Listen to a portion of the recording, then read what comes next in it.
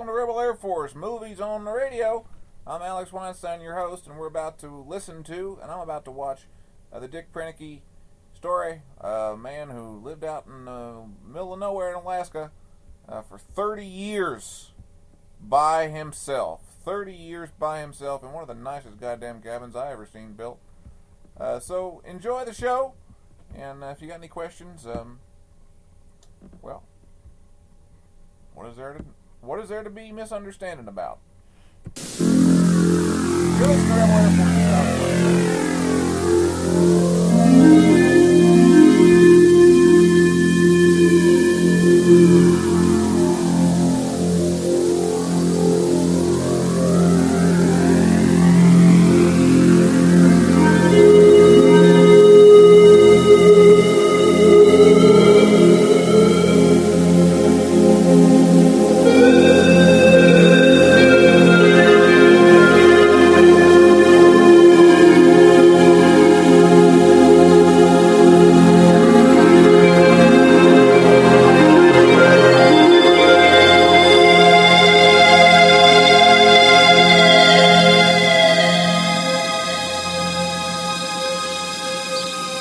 In the spring of 1967, a man by the name of Dick Proenneke left behind a routine life and headed for a remote wilderness in the Alaskan backcountry, an area yet unspoiled by man's advance.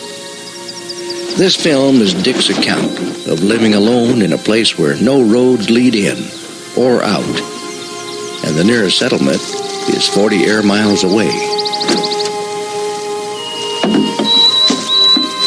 Dick spends much of his time traveling the lake in his canoe, hiking the rugged country, and filming the abundant wildlife with his 16mm Bolex. The only means of transportation are his canoe and a strong pair of legs. The mountains can be man's best friend.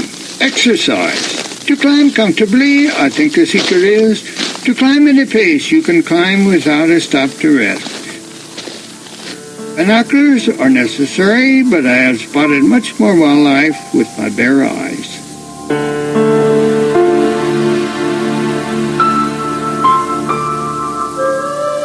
A sow grizzly with her 2-year-old cub was picking berries near hibernation time. They worked very fast, as if wanting to consume as many as they could before cold and snow came. Suddenly, she did wind me, stood up to look for me, and saw me. Down the mountain she and the cub ran to enter a brush patch. I, to the viewfinder, waited for them to appear on the far side. She didn't show, and when I took my eye away, I saw she was coming back alone, head high and walking fast. She intended to talk to me. I scooped up the tripod with camera and got out of sight and away, to look back from the cover of a brush patch. The encounter with the mother bear and her cub is just one of the many dangers of living alone in the wilderness.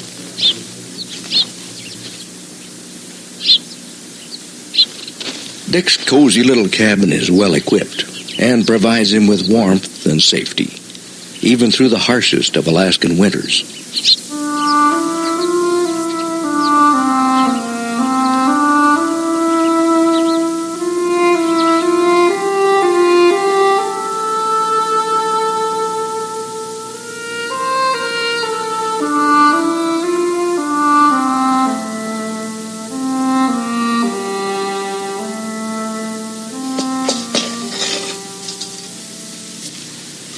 Food supplies and mail are flown in occasionally by float plane from Port Allsworth. And a hot stew like this suits Dick just fine.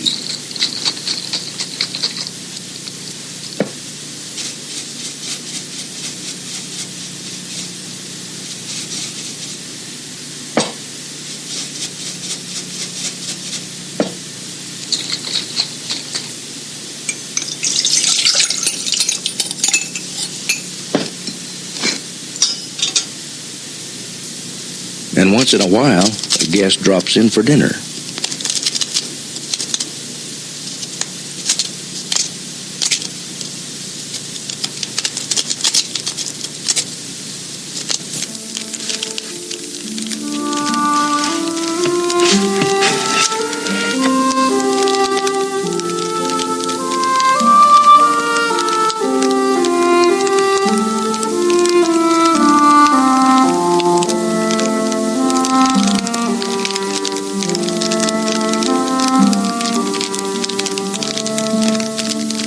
It's October 4th now, and Dick spends much of his time preparing for the harsh winter that lies ahead. Temperatures will fall to as low as 40 degrees below zero, and the relentless wind will blow 80 miles an hour.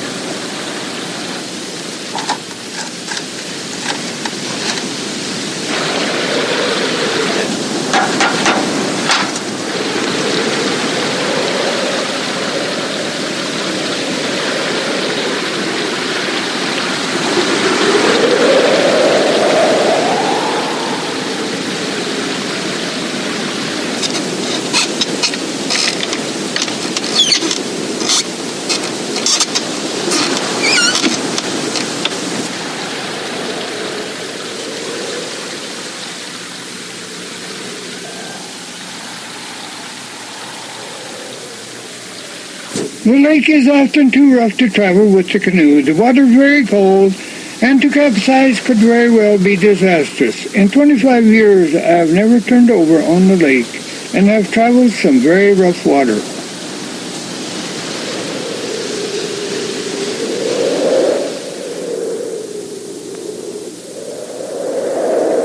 Winter is fast approaching. Creeks and waterfalls are starting to freeze and become silent for the winter. My creek, Hope Creek, which is fast, freezes from the bottom up. It seems strange to see rocks underwater, coated with ice. The reason is that the water may be a few degrees below 32 degrees Fahrenheit, and it stays open as long as it is moving fast. If it slows just a little, ice will form. It becomes a creek of water flowing in a trench of ice. Eventually, the water will break through and then flow over the creek bed under the ice for the winter.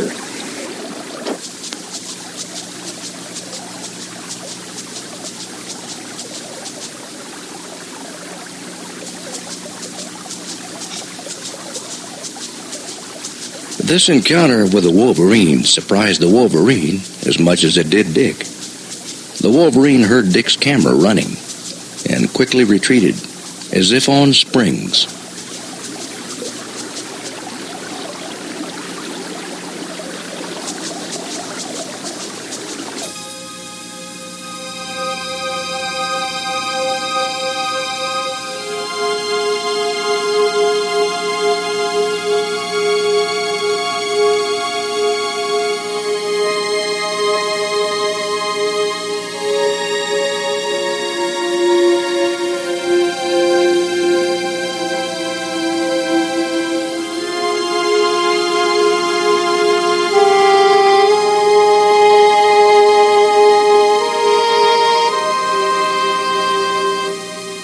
Snow has come in depth. The ground is frozen. The grizzly bear's food supply is locked up. It heads for its favorite denning mountain. I know of a dozen or 15 den sites within sight of my cabin.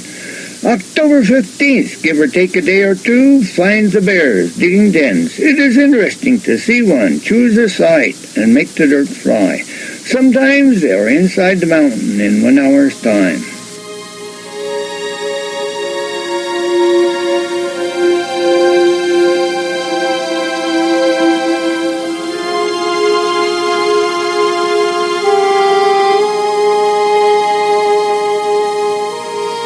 The ptarmigan roosts in the snow at night. If it is packed snow, it will sit and scratch like a barnyard hen.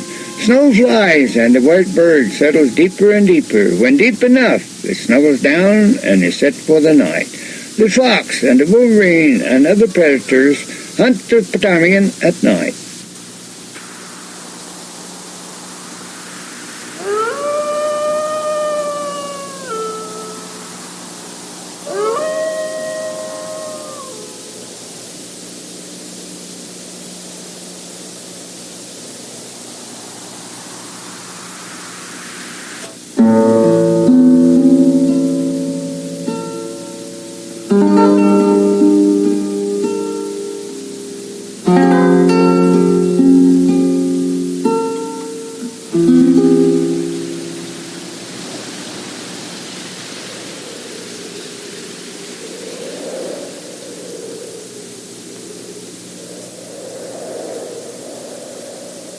The rams have a separate summer range, and a full-color ram is seldom seen at the lick. They will bump heads to determine who is boss at rutting time, but I have seen them bump heads in spring and summer too.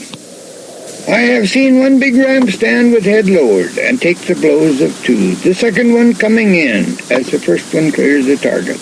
It sounds exactly like clapping two blocks of wood together.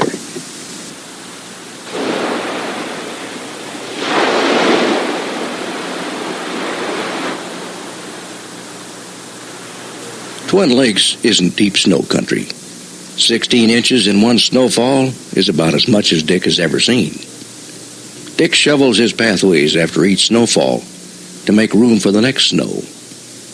And after about a foot of snow, Dick depends on his snowshoes every time he leaves his cabin. Dick travels hundreds of miles on snowshoes every winter.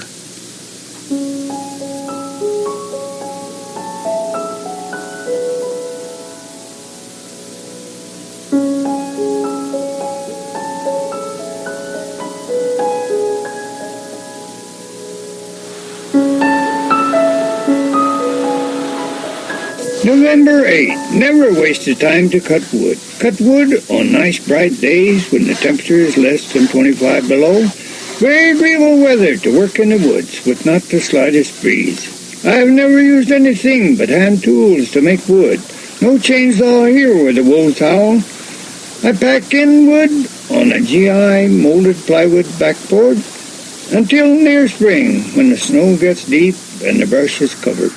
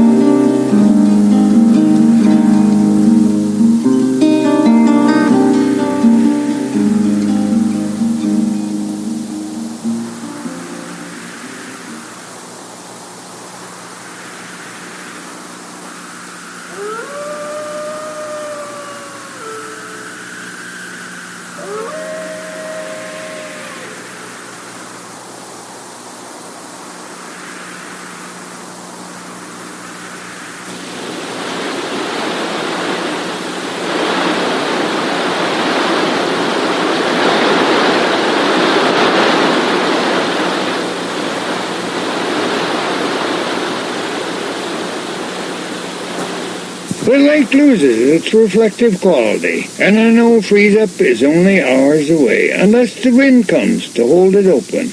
I paddled the lake when the ice was forming fast and felt if I was 3/4 miles from shore, it would be a real struggle not to get stuck offshore by new ice. Grizzly bear tracks in the snow. Where will it dig its winter quarters? You can pretty much tell how large the bear is by the width of its track. A 9-inch wide track might mean a 9-foot bear. Moose detect movement. On the wide open lake ice, they won't detect me if I stand perfectly still. So I'll follow them and stop when they stop. They won't see me if they are moving when I am.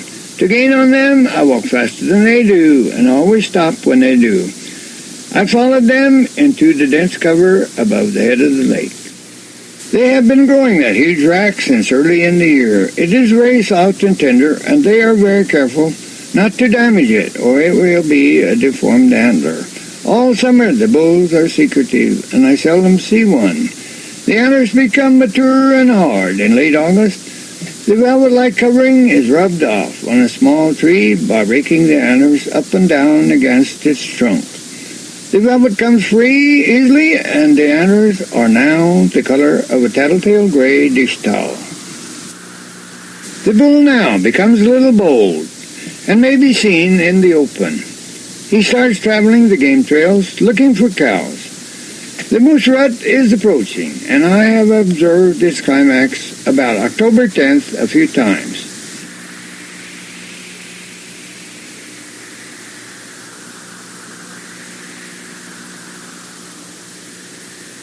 The bull moose was crossing the river flat when he dropped down a bank, and a sudden jar of striking the ground under the snow caused one antler to break free. It was December 10th, and the time for antlers to drop naturally is in February.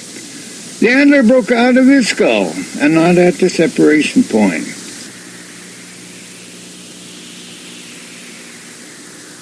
A trophy. I draped it over the back of my neck and carried it 3.5 miles to my cabin where it hangs today. December 10th. In December, the sunlight hours amounts to about 6. At my cabin, the sun fails to clear the mountains to the south. From November 9th to February 1st, it is a joy to see the sun, and I sometimes climb 400 feet up the mountains across the lake to stand in the sun. It can also be well above zero up there when it is 30 below on the lake ice, and I hate to come back down, but unfortunately I must.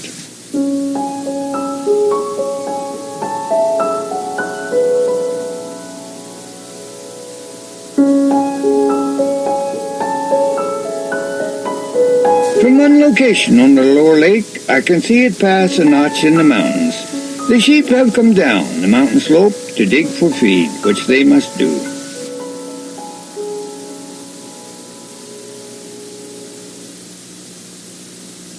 "36 degrees below zero during the heat of the day. A land without motion. In the dead of winter, nothing seems to move.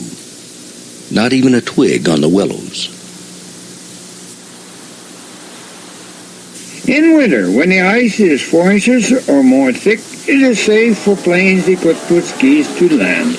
I would go outside, stateside, that winter, and it was Babe Ellsworth in his little 85 horsepower Taylorcraft that came to fly me to his homestead, 40 miles, and on to Anchorage in his Cessna 180.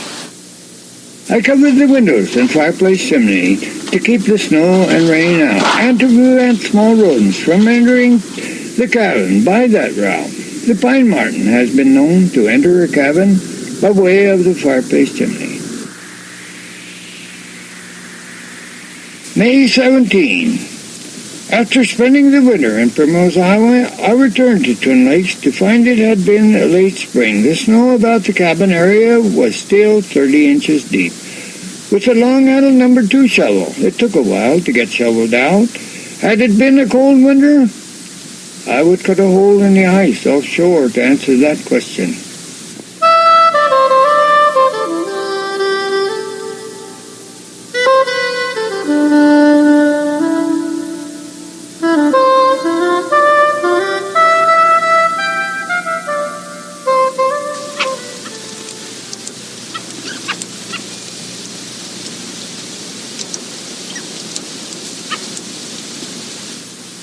May 21.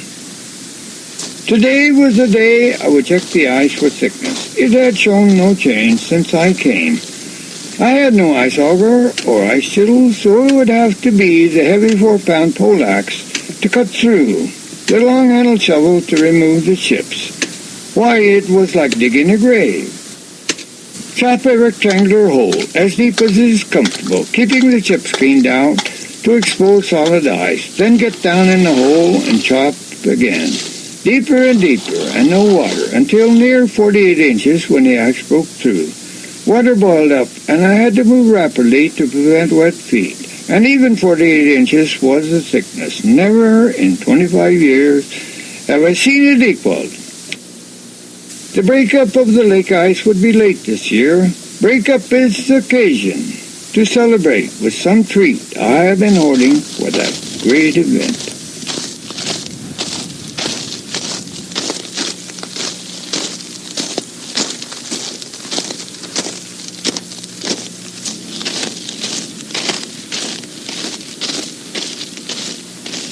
Caribou calving time. The days are long, and the direct sun on the tundra creates heat waves or shimmer that can be a problem when filming. To get above a few feet and shoot down through is a great help.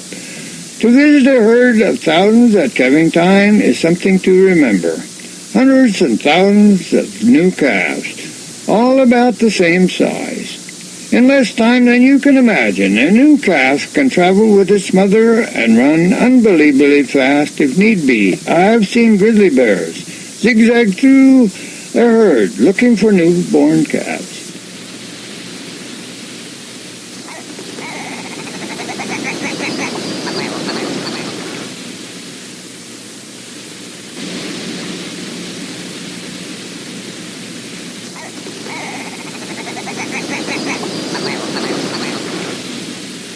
Spring, and the ptarmigan turns from winter white to summer brown. I watched the flock closely, and the first brown feather came to the neck. Sometimes I've seen a ptarmigan fly, and a white feather come drifting down.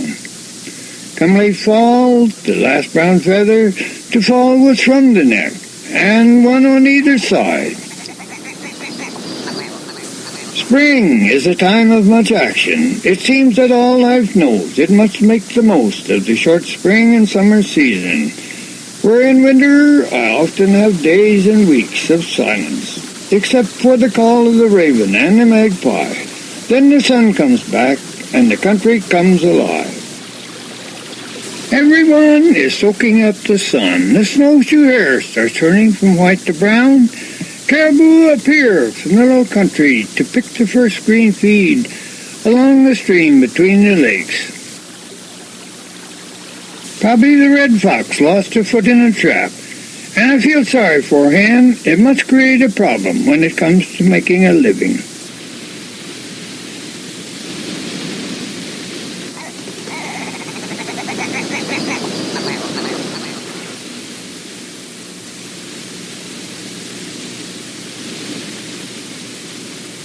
Of course there are winter-killed sheep, and if it has been a hard winter, there may be several of them on the mountain. The black bear's keen sense of smell finds them, and all that will remain is the hair. Often I have seen a lone cow with a small calf trotting, and always down country where the herd is.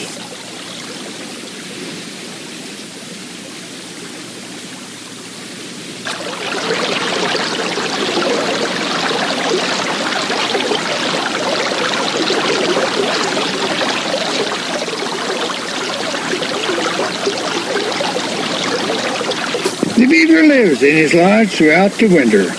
It has a patch of green feed a short distance out from the entrance to the lodge. During the fall season, the beaver has been very busy gathering this grocery brush for winter. It anchors the big ants to the bottom, and it never seems to come loose and drift away.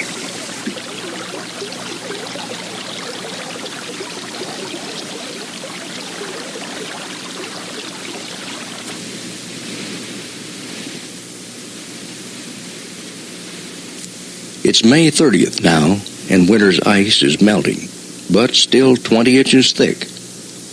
The mountain slopes are misted with green, and cottonwood buds are opening. After a long winter, Dick says, spring is a welcome sight.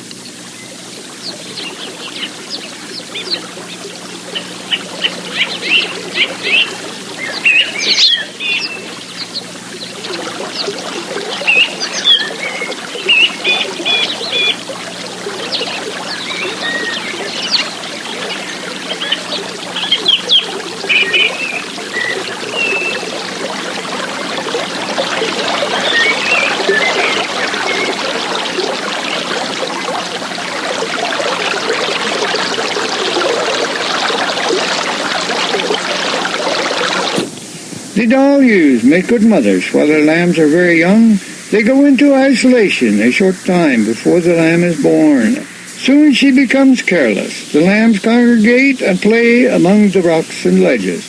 It is good practice for their future life on the rough part of the mountain.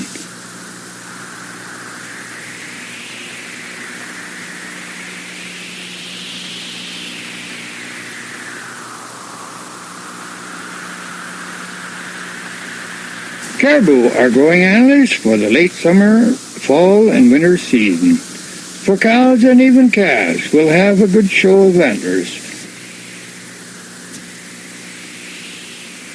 Something dead on the mountain is most sure to be found by the black bear or the grizzly, for both have a very keen sense of smell. Where does the black bear hibernate? I have never seen one at a den on the mountain. An old-timer told me one time that he tracked in the spring snow a big grizzly tracking a big black bear. and he found where the grizzly killed and ate the black one.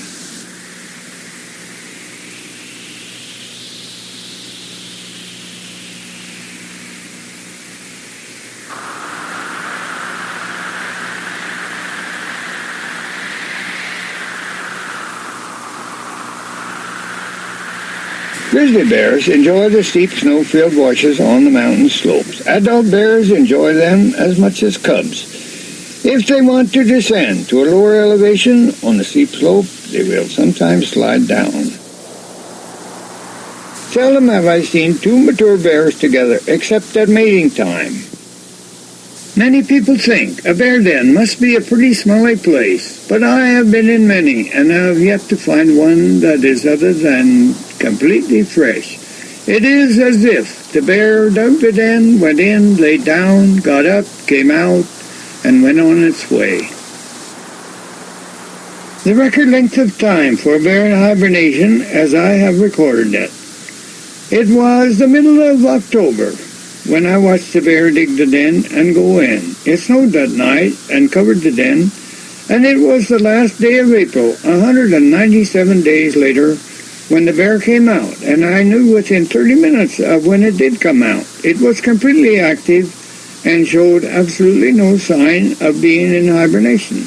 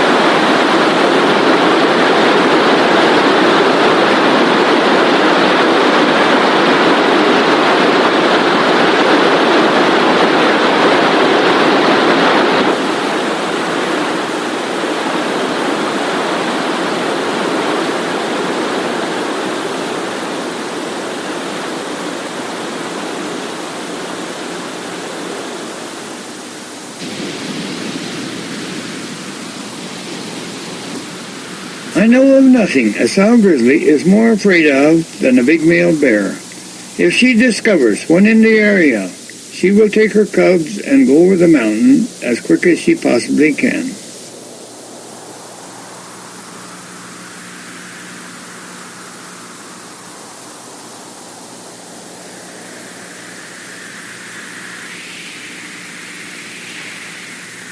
Beware of a sow grizzly if she has cubs. She has seen you on the mountain, and then one of those cubs cries.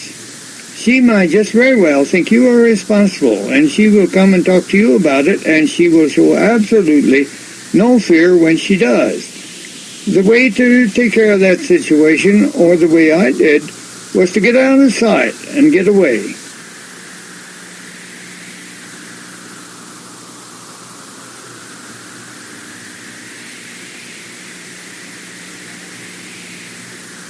When the cubs are very small, and there are two or more, they spend a lot of time playing. Old Mom wants them to have their milk often. Each time they rush by and they're playing, she may lay back against the slope, indicating that it's time for milk. Without a doubt, the cow moose and the sow grizzly bear show the most human-like intelligence of any wild animals I have ever known. In this case, a sow grizzly and her small cub were traveling a high mountain trail. The cub was very active, and when he got close, the sow grabbed him by the nape of the neck, picked him up and carried him like a cat would a kitten for several steps, and then dropped him on his rear end. That little guy fell into their heels and went trudging along with his head down, completely behaved.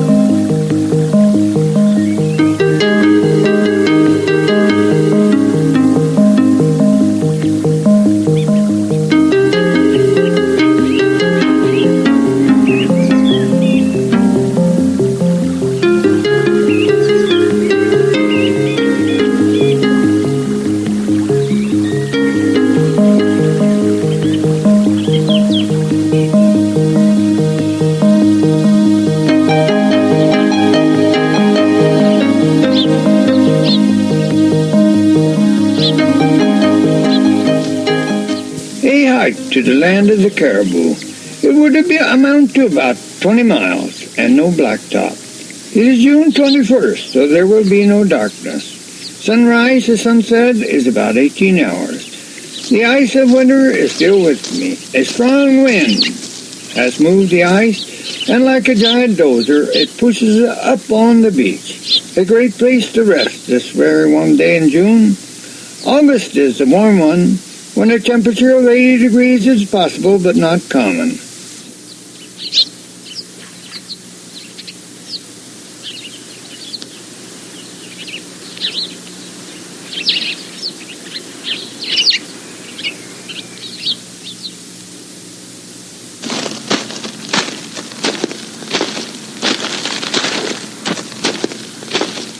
The first day of summer, and a good time to see many caribou, cows, calves, and a few bulls. After calving, they congregate in huge herds, and more than once I have seen many thousands of caribou about the first days of summer. Lots of caribou together are not spooky. They see you, but they are not afraid.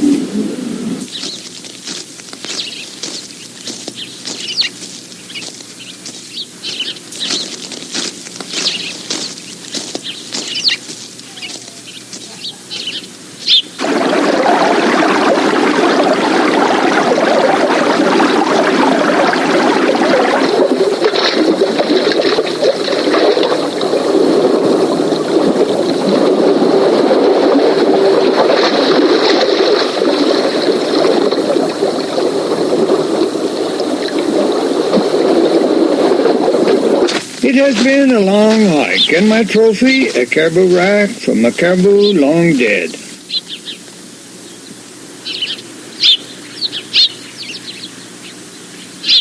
Sourdough starter is the start of a loaf of bread. The starter dates back to 1937 and is brought to Kodiak by an elderly trapper who said he got it while trapping on the Kuskokwim River, which is not far from Twin Lakes, so it has gone about full circle. First, I mix up what is known as a sponge. Put it in a warm place to rise at least double its volume. Then punch it down and add shortening and salt. Knead it a bit until I can work it with my bare hands without sticking. Form a loaf and put it in a greased pan to rise again. Then bake it until it sounds hollow when tapped.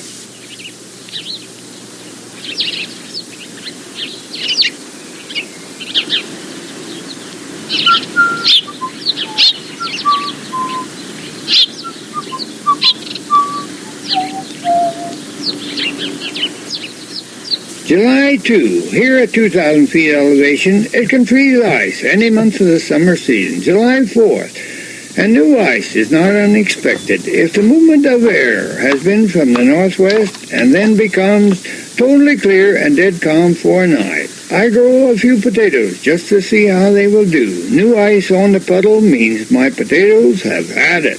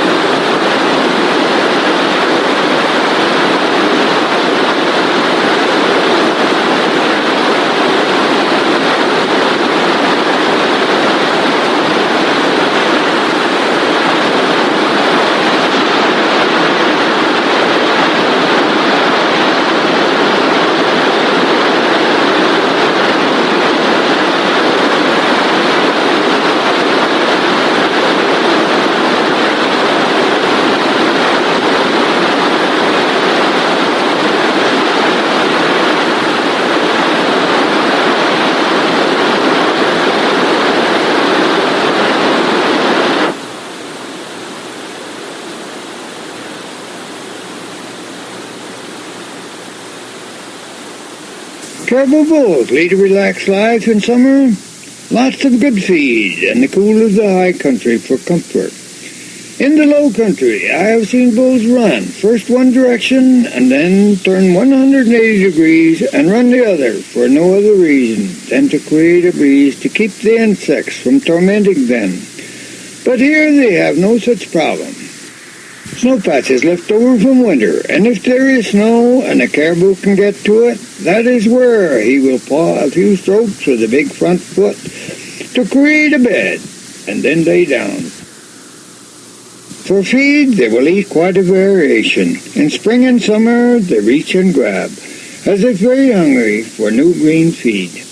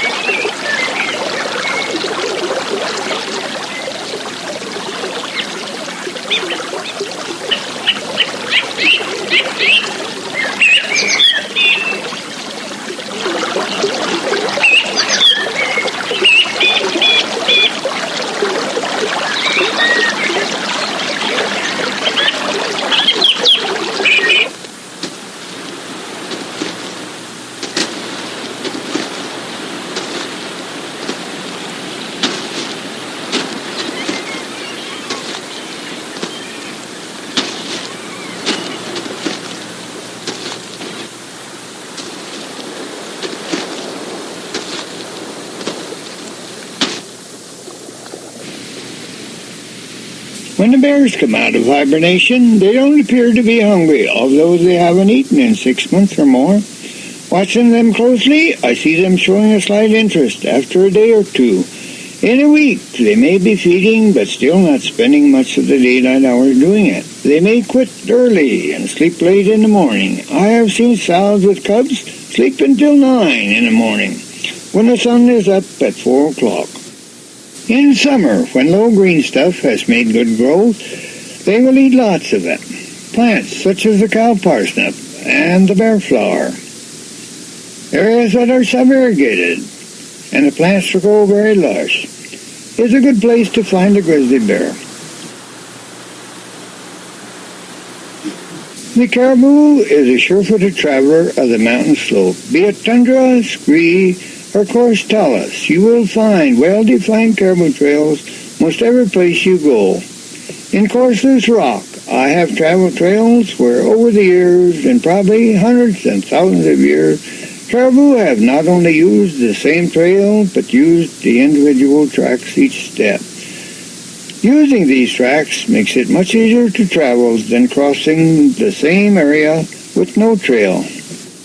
In mid-July, the antlers, still velvet-covered, have made good growth. It will be late August before they are fully mature and ready for the velvet to be rubbed off. July 29. My fishing hole is closed, no more than a few hundred yards from the cabin. I am a subsistence user. I catch only what I can use. In this case, it was catch and release, to show you the beautiful grayling. The grayling has a very tender mouth and is easily injured.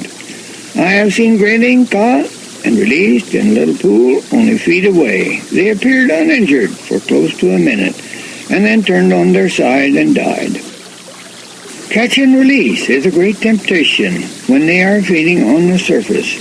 It is easier to catch them than to keep that black knot fly away from them. It is a nice experience to see grayling feeding, rolling, and jumping for insects, and you sitting quietly watching them instead of attempting to hook them.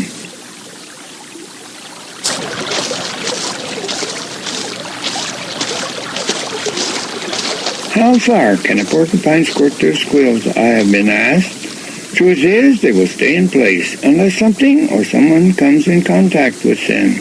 It's that tail that causes much grief. It is very muscular and is always on your end of the porcupine. At the slightest touch, the porky flips it up, and you have had it.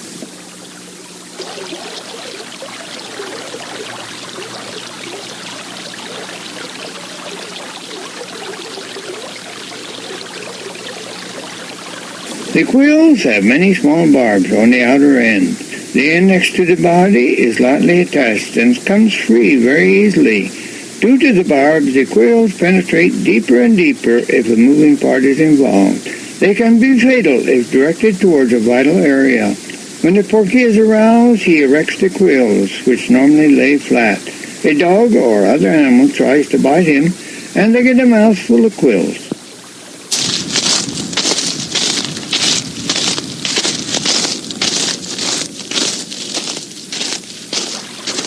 August 8th, and the rains came.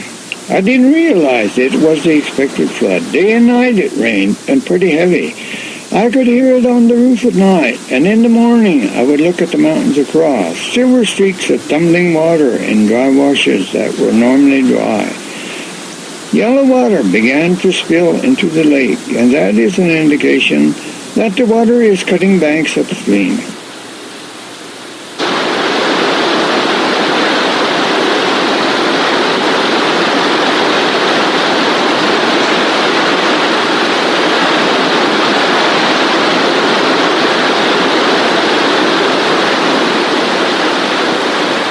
In a few minutes, it could start a channel where none had been since before the trees and brush had started to grow. I boxed up some food and clothes, preparing to move out. At 2:30 in the morning, in hip boots, I was out packing heavy rocks, attempting to crowd the channel left and away from my side of the flat. Trees were undermined and fell in. Those and rocks would pile up and cause the creek channel to change. Here and there, gravel banks would collapse and go rushing downstream, carried by the fast water. I had often wondered why the creek flat was so broad, and never had I seen high water to create the flat. Now I knew, for the water was from timber to timber on the sides.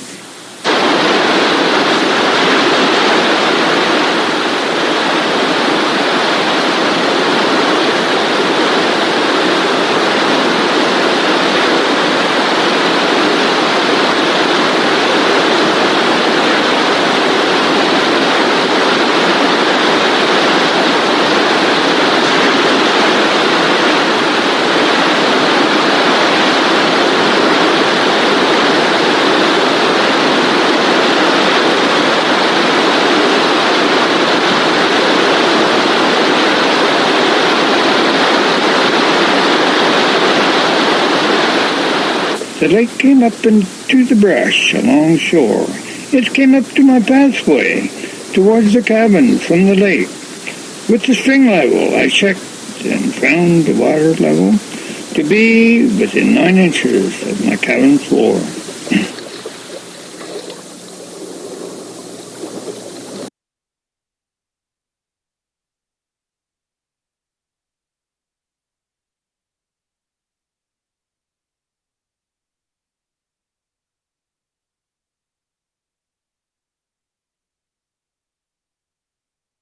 Okay, that was part one. Actually, that was part 4. Now we're going to watch part 2, because I haven't seen part 2 yet. You can watch part 1 if you want. Go to the Pirate Bay, look for Alone in the Wilderness, and download the 4 episode, the 4 volume 1. This is Alex Weinstein. You're listening to Rebel Air Force.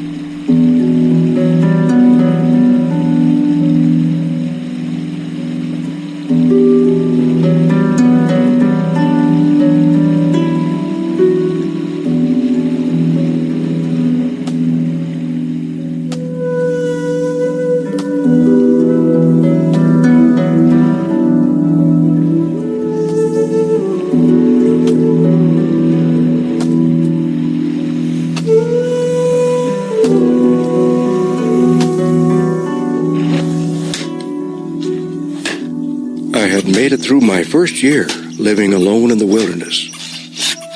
My little cabin had kept me warm and comfortable. With the arrival of spring, it felt good to get back to work again. I must restock the lumber yard, for I had cash building on my mind, something I had thought about all winter long. I think it will be the answer to keeping those critters out of my food supply.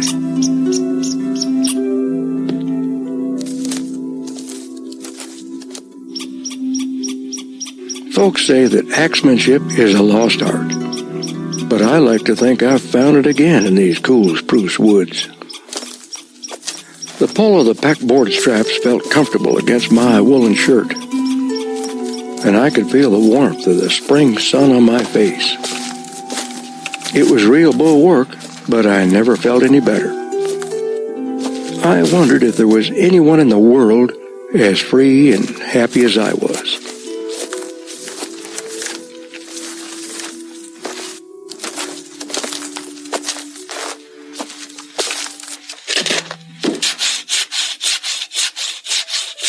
I would spend the rest of the afternoon ripping boards from my well-seasoned logs. I would need 7 or 8 to provide me with a solid and level foundation for the cache building.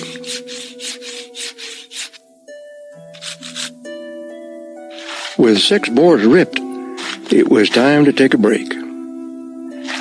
I would see if I could catch a fish for supper.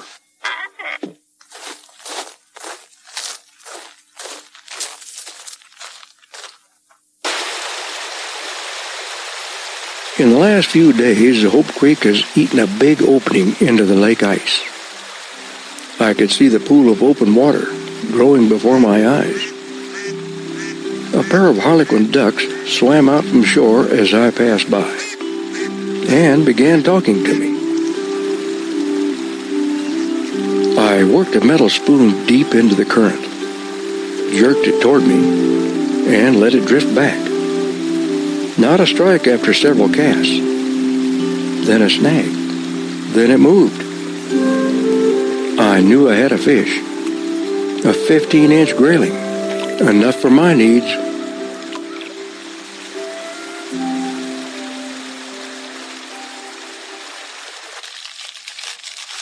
A few sticks of wood on the coals and I would be back in business again. The little stove that Brother Jake built is good company and works well. The proof of a good stove is in the heating, and this one is amazing. Very little fire, but it keeps my water boiling in the kettle. For my supper tonight, it would be fried trout and a batch of biscuits, made from the sourdough starter that Mary Allsworth had given me last spring. It's hard to believe it's been 1 year ago today that Babe brought me here to Twin Lakes in the little tea-craft. I remember it was a beautiful day, and we had sat and talked on the gravel bar at the upper end of the lower lake. I had backpacked 2 loads that day to Spike's cabin, and I had even picked up a sunburn from the sun on the snow. It was the first day of what I believe has been the most interesting year of my life.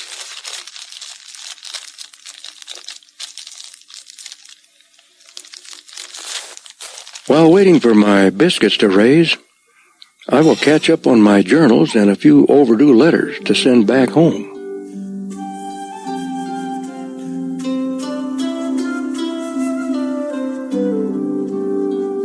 Tomorrow just might be a good day to prepare for the cache building.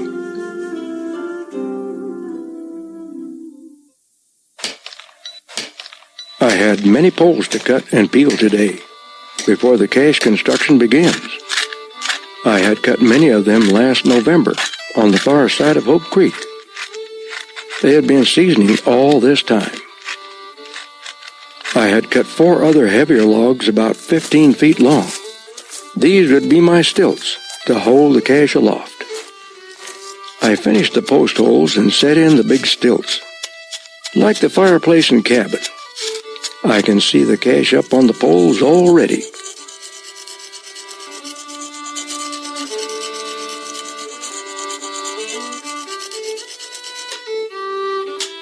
The first course of logs was notched and nailed to my foundation planks. I cut notches for 4 stringers and hewed the stringers to fit.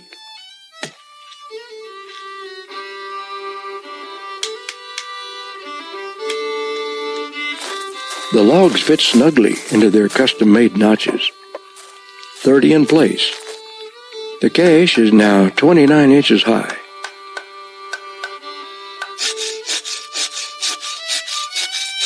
Now for some roof poles. Everything has a good snug fit down here on the ground. I hope it goes together with no trouble when I climb the ladder with all the pieces.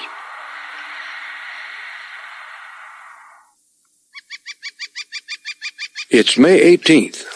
Strange to wake up before 3 in the morning and feel that daylight is being wasted. This is Red Runt's country, and I am the invader, and hardly a day passes that he does not remind me of this with his chatter. It's good to see bears on the mountain again. I spotted a big blonde bear, and then another chocolate color, and another, until there were 3 standing half as tall as their mother. Cubs, but not this year's.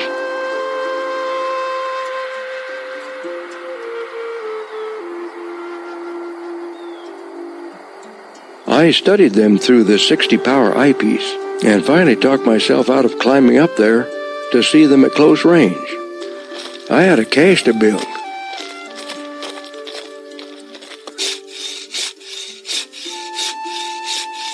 I went to the woodshed and ripped out planks for the door frame, and some 1.5-inch planks for the door. I then cut 2 sets of hinges out of a stump of wood.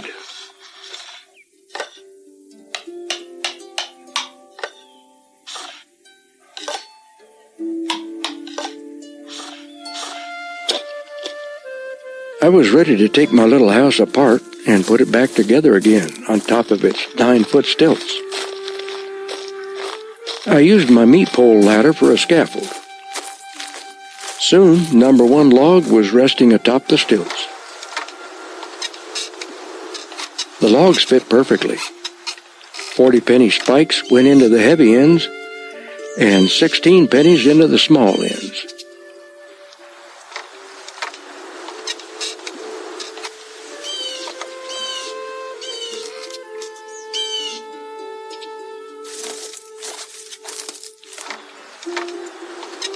Next, the door. All that remained was to cut the logs in between, and I had an opening for the door.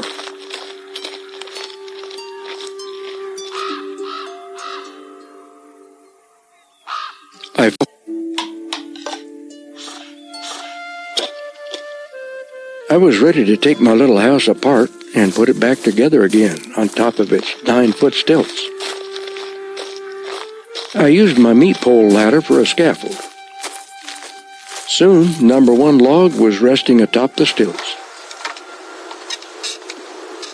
The logs fit perfectly. 40-penny spikes went into the heavy ends, and 16 pennies into the small ends.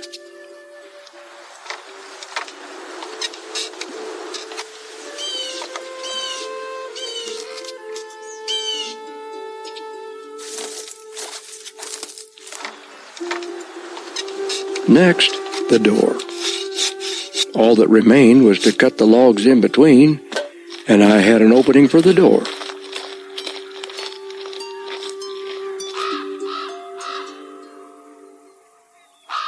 I finished off the roof with tar paper and a good layer of moss. I am really proud of that piece of work. For all practical purposes, my miniature cabin on stilts was complete.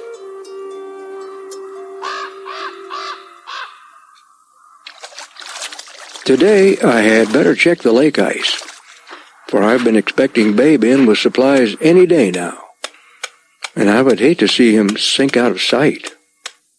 He once said to me, when the ice is safe for landing, put the oil drum out on the ice. So I did. 10 weeks later, he came in and asked, why the oil drum on the ice? He has a good memory, but it isn't very long. The ice was still 32 inches thick. So I formed a huge OK, so Babe could easily see it from the air.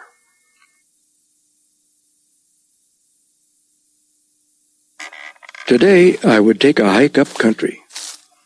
My pack made up and lashed on the GI pack frame. Along with the Bolex and heavy tripod, I packed 500 feet of film, some smoked fish, and the big pistol. Around 40 pounds, I would guess. I was away by 7:30.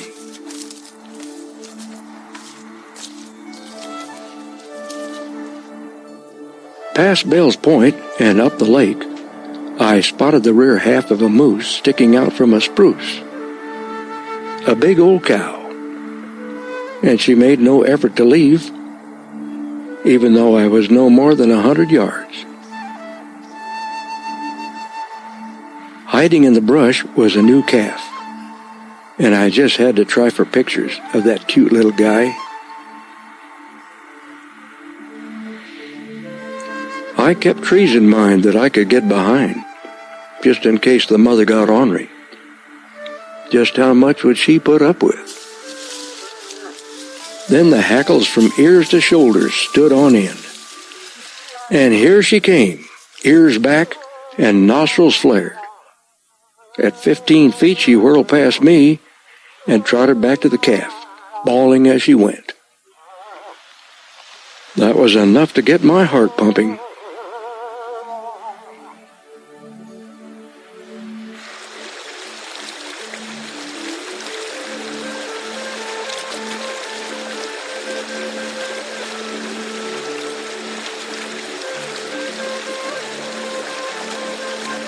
I figured it was a good time to be moving on. Lots of loose rock, so it was slow climbing. When I came to the edge of a big basin and peeked over the edge, 3 full curl rams were staring back at me. They had me pegged. They were in their chosen isolation, wild mountain dandies, living high off the grass and far away from the women and kids, and well out of reach from the wolves. They watched me as if they were surprised to see something else as high up on the mountain as they were. The whining sound of the Bolex seemed to make them nervous, and they disappeared up and over the ridge with ease.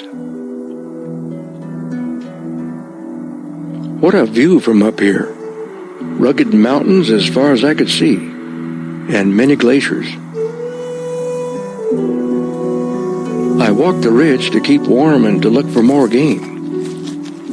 To see animals, you must move a little and look a lot. I came to a good view of Allen Mountain, so I stopped to glass it for a bear. Right away, I saw something not right. And with the binoculars, I saw it was a bear all right. Not far away were 2 little cubs, a good-looking sow grizzly with twins. The cubs romped and chased each other without a care in the world, while Mom constantly had her nose in the air, always on the lookout for danger. Nothing will make a grizzly leave the country faster than the scent of a man. Now, if only she would stick around all summer.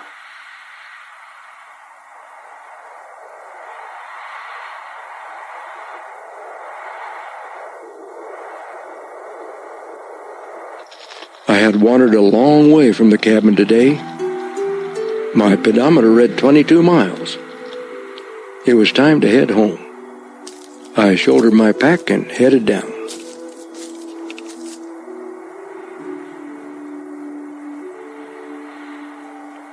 Today, I feel like a man inspired by a sermon that came to me firsthand, that came out of the sky and the many moods of the mountains. My left foot was getting sore, so I stopped and pulled off my boots and socks, and buried my tired feet in the snow for a few minutes. Cold for just a little while will make your feet good for many more miles. The caribou seemed content today, and show no fear of me. I wonder what he thinks about. Is his brain just a blank as he lies there blinking in the sun and chewing his cud?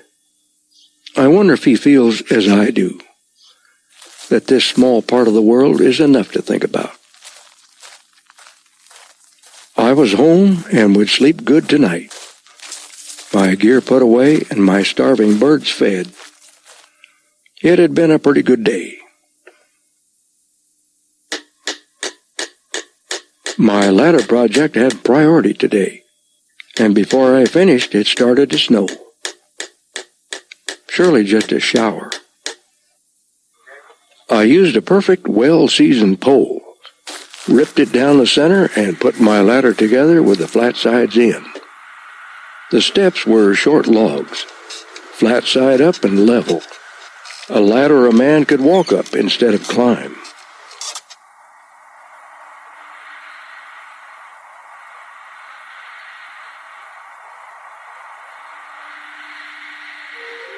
There was 4 inches on the ground when it finally stopped. Hopefully this was the last good snow of spring. The cloud cover broke and a big blue spot opened up in the sky. And the sun feels good on my face.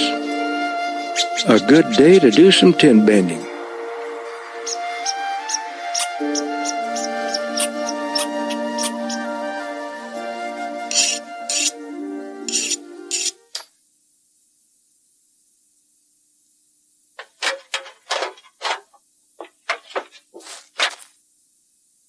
I have surprised myself with what I could make with simple tools when a definite need arose. And my need today was a new pan to heat water on the stove with.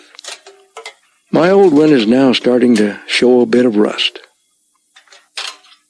I have made all kinds of things from empty fuel cans. It seems that I always have a good stockpile of them in the woodshed. Bush pilots have discarded many over the years. And like they say, one man's trash is another man's treasure. I don't think a man knows what he actually can do until he's challenged.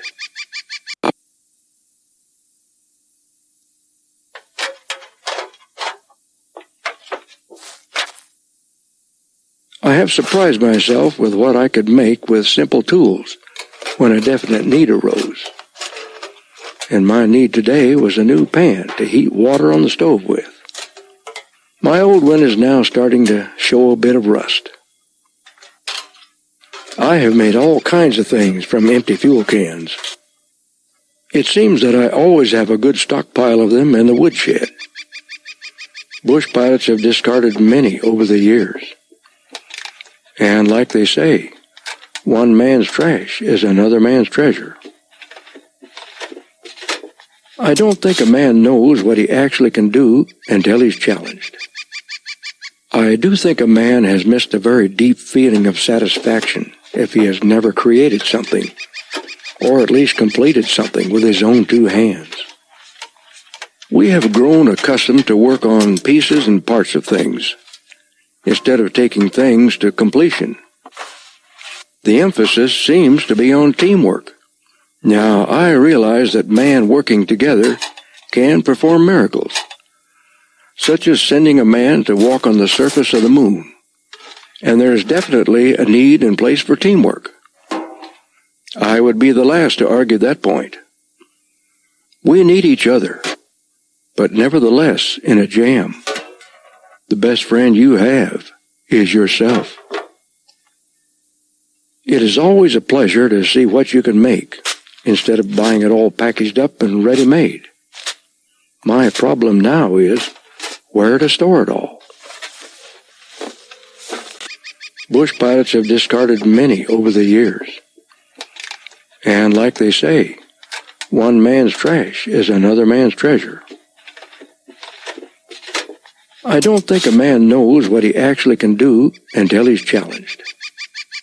I do think a man has missed a very deep feeling of satisfaction if he has never created something, or at least completed something with his own 2 hands. We have grown accustomed to work on pieces and parts of things, instead of taking things to completion. The emphasis seems to be on teamwork. Now, I realize that man working together can perform miracles, such as sending a man to walk on the surface of the moon, and there is definitely a need and place for teamwork. I would be the last to argue that point. We need each other, but nevertheless, in a jam, the best friend you have is yourself. It is always a pleasure to see what you can make, instead of buying it all packaged up and ready-made. My problem now is where to store it all. Today, I would take an overnight tour down country, and with the ice still in good shape, I would sled my gear rather than carry it on my back. I followed close to shore so as not to disturb the caribou any more than I had to. Yet something else was making them uneasy. Opposite the den opening were grizzly bear tracks and droppings, all old, and I felt certain the bear was gone. With pistol in hand, I crawled inside for a closer inspection. Inside, I found the bear's hibernation plug, something I had only heard about from the old-timers. The large black plug was made up of dried grass, twigs, and hair. It was Mother Nature's way of blocking up the back door of the bear's digestive system during his long 6-month sleep. I figured the bear must be close by, and it wasn't long before I spotted him in the brush below. He acted like a bear looking for caribou calves. When he dropped out of sight, I followed. Maybe this was a foolish thing to do. The evidence showed this bear had already killed and consumed at least one unlucky caribou this season. No better company in the wilderness than a campfire. Very comforting.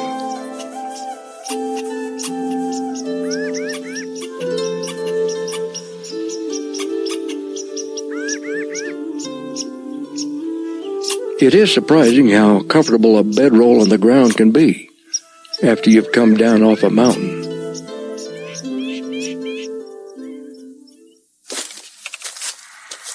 I was on the home stretch now and had the cabin in sight. On the trail stood a brand new bear-bit tree, hair rubbed into the bark and 7 feet above. More destruction of wood than I have seen in a long time. This was no ordinary Alaskan brown bear. Was the message meant for another bear, or was it for me? I will have to watch out for that guy.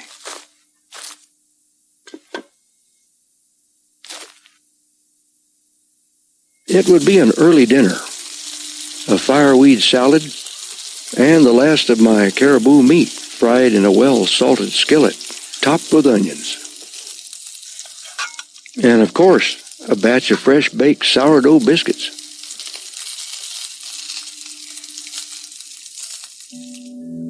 I was proud of my cabin and cache. The actual cache layout was just a shade over $40, and that included the window that Babe had flown in. Although it was small at 11 by 14 feet, it was cozy and big enough for my needs.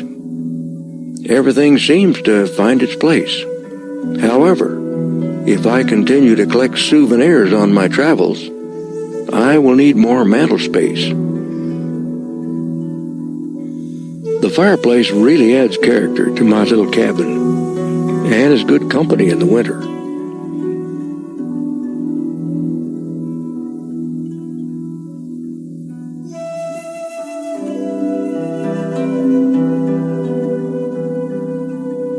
A Twin Lakes holiday. Babe had made a mail drop while I was away down country. Many letters to read and some very good books from my good friend Roy Allen. And good news from Brother Jake. The J3 Cub is ready to fly, and he will be here for a visit in August.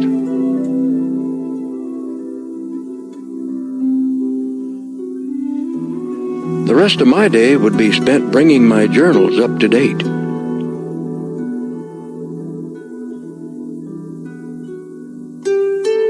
As I glanced up from my writing, a cow moose and her good-looking calf strolled past on the beach.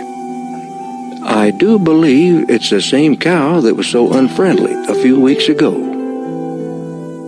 Life is so uncomplicated here at Twin Lakes. It is now June 13th, and the great ice chunks are moving past at the rate of 50 feet per minute. last year the lake was not ice-free until the 26th of June. I wonder, does the lake ice melt from the top down or the bottom up?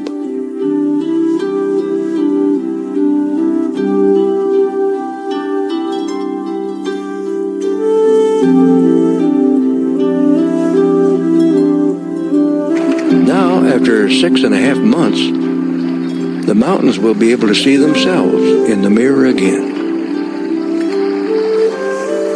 I would celebrate the ice breakup today with a trip down lake. A pretty good breeze going down, but that was okay. Anything below the whitecap stage is good.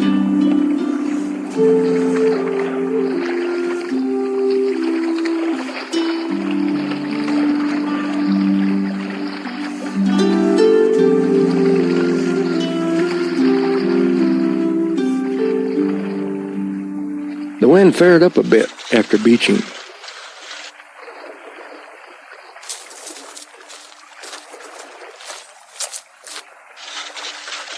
I left the beach and climbed to the edge of the timber to get a better look at a fine caribou bull I had spotted from the canoe.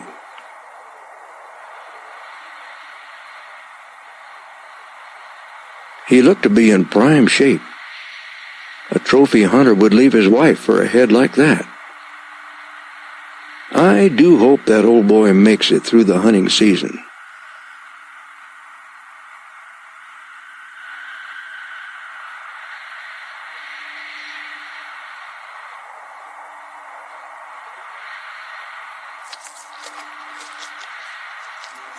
It was a warm day, and I can hear the many waterfalls in the distance.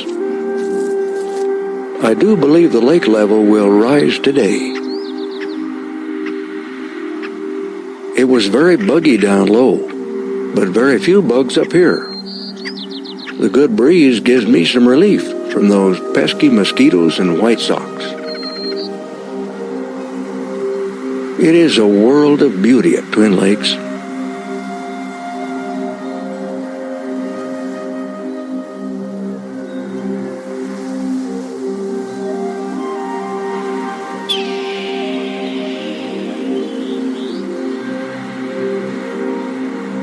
As I rounded a brush point, there sat a fox at the edge of the brush. It was a mother standing guard over 3 pups. Like the bear cubs, fox pups are very different from one another. Some like to get out and explore. Others prefer to stay close to the den. I sat and watched them play for more than an hour and exposed 145 feet of film.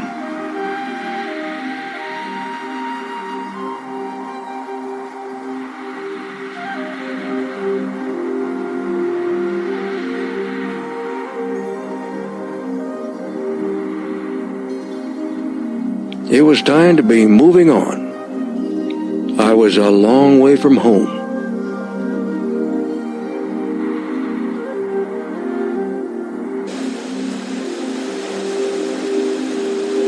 Emerson Creek was running a lot of water today.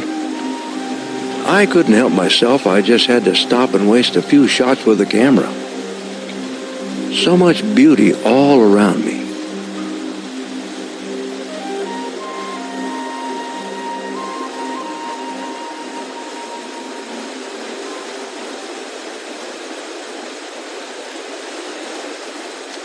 A near calm lake as I shoved off.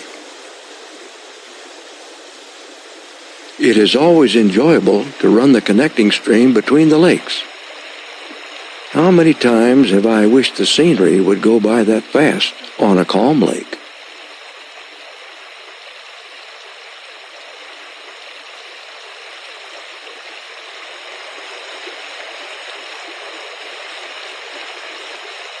A lone young moose appeared in the pond next to the stream on the left-hand side of my canoe. I cruised down, wondering just how close I could get. I thought it odd that this little guy was all alone. Where was his mother? Curiosity got the best of me. Still no sign of the calf's mother along the stream. I wondered if I had an orphan. The first calm cove I came to, I beached the canoe and packed the Bolex and tripod to high ground above the pond. As I reloaded the camera, a young bull waded in, but still no sign of the cow.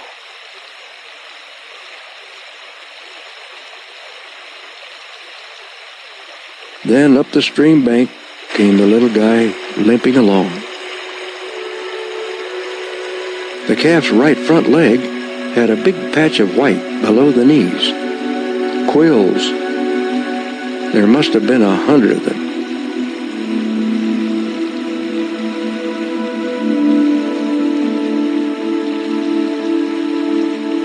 The culprit was not far away. How could something so cute cause so much pain? The calf had picked the wrong one to mess with.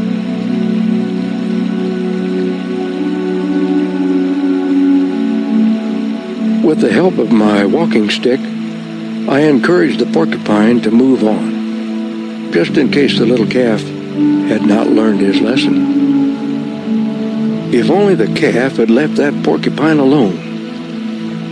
Now it will have one very sore leg to go with its problem of making a living without milk, and a wise mother to teach it the do's and don'ts of the very cruel world that nature is.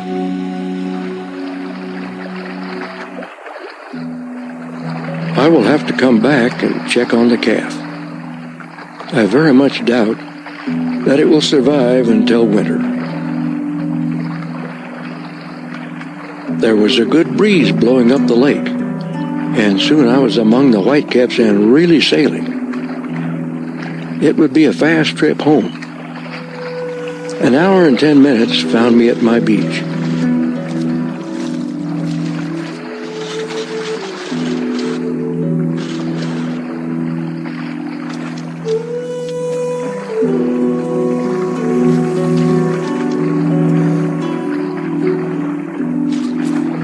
It was good to see my cabin again. With my gear packed in and a fire going, I packed and labeled a good batch of exposed film for Brother Jake. I expect Babe should be flying in any day now. I was weary, but not too weary to go down to Hope Creek to see if I could catch a fish to go along with my beans.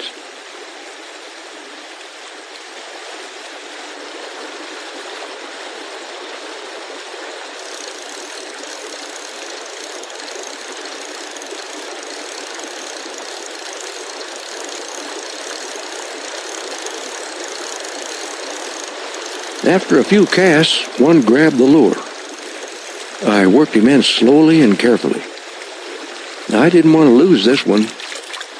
This business of fishing can turn serious pretty quick when a man is hungry.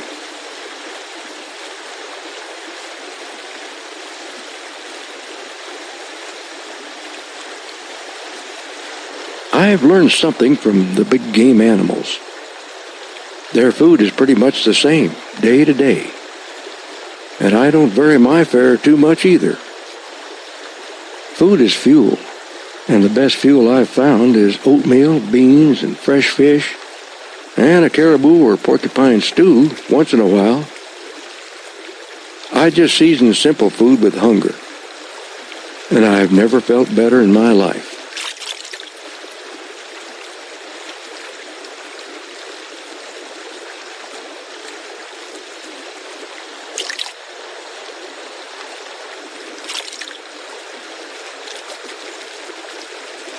There's nothing better than a fresh-caught grayling fried in bacon grease.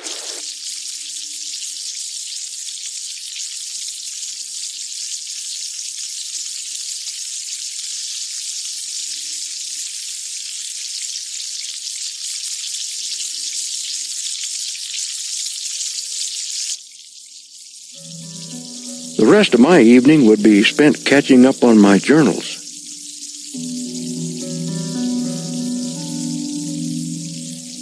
It was 8 o'clock when I turned out the lantern. I just knew I would sleep good tonight. That 4 inches of foam rubber under me never felt so good. I slept as if I had died last night. The cabin was still warm and the coals in the stove were still glowing. For breakfast, it would be a good stack of hotcakes, topped with last year's preserves. One of these days, I must take a hike up to the Cowgill Bench to see how the blueberry crop is faring up. They should be ripening up about now.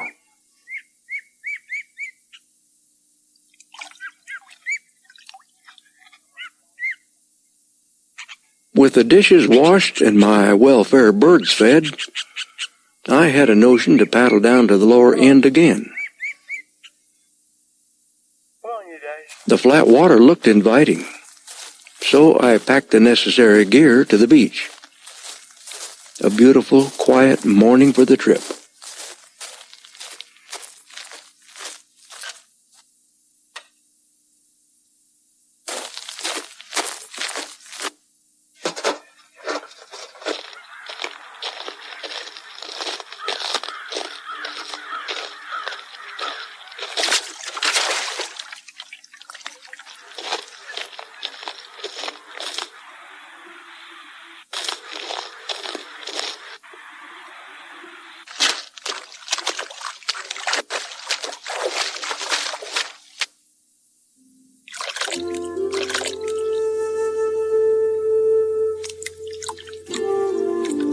The only sound on the lake was my paddle, and a few distant waterfalls.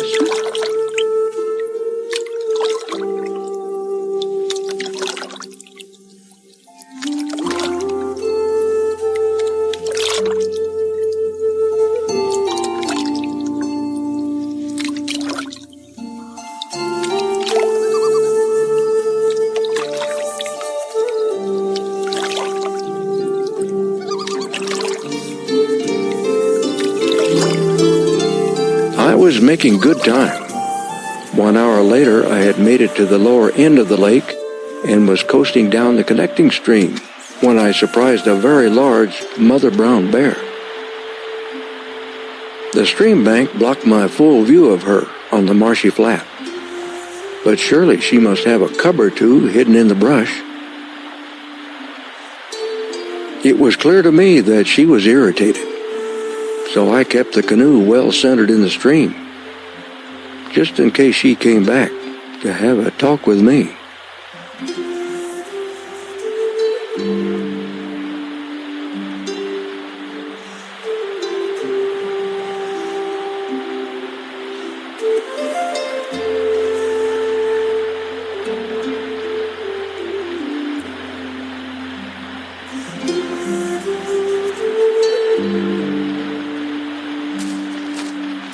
The mosquitoes were affectionate today when I beached the canoe. On up to my climb-out point, and from there it was perfect hiking country.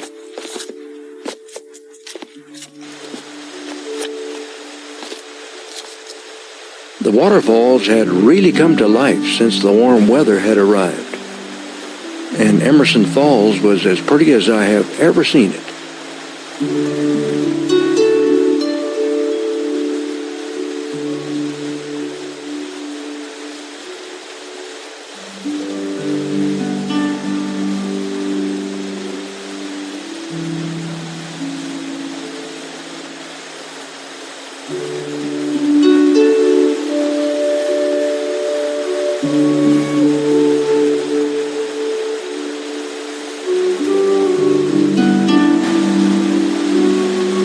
If there was gold in this creek, the nuggets would be found in the deep, clear pools. I think that the real question is not whether is there gold in the creek, but just how do I go about shutting the water off?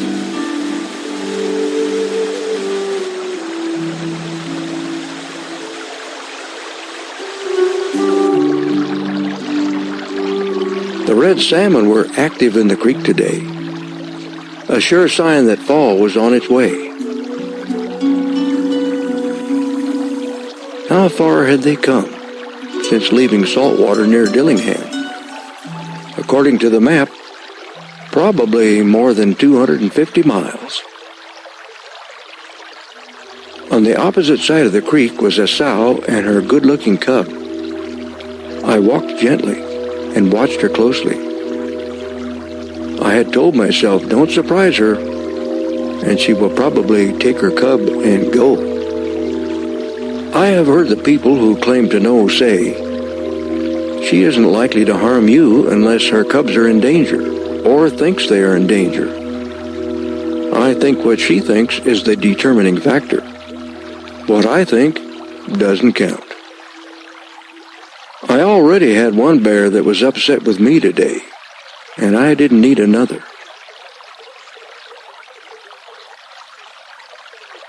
On this very calm day, instead of towing the canoe the half-mile upstream to the upper lake, I would carry it.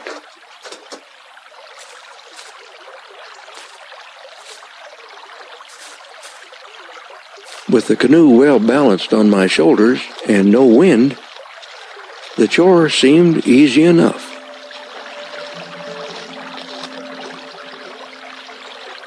I think the old girl was pleased to see me move on.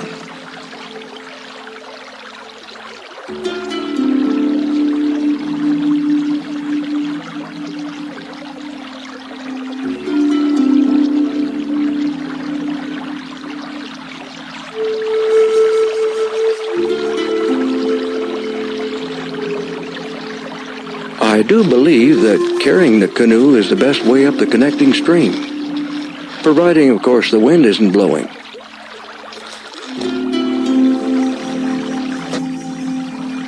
Not a riffle on the lake. It will be a pleasant paddle home.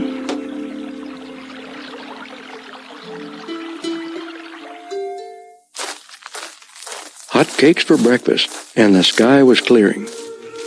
Today would be a blueberry picking day.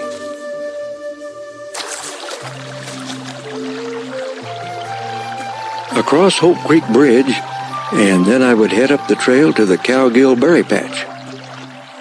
Hopefully the bears had not beat me to it. I would need a good supply to see me through the winter. In just a few weeks, the bull moose and caribou will be rubbing that soft velvet free from their antlers.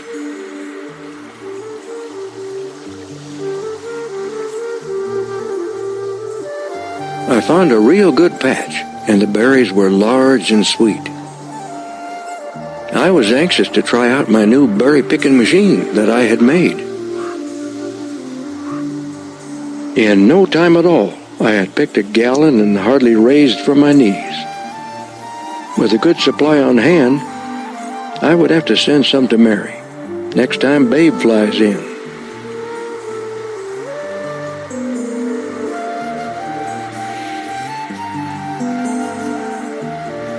A young and very curious bull caribou was good company while I picked. I think he was impressed with that new picking machine.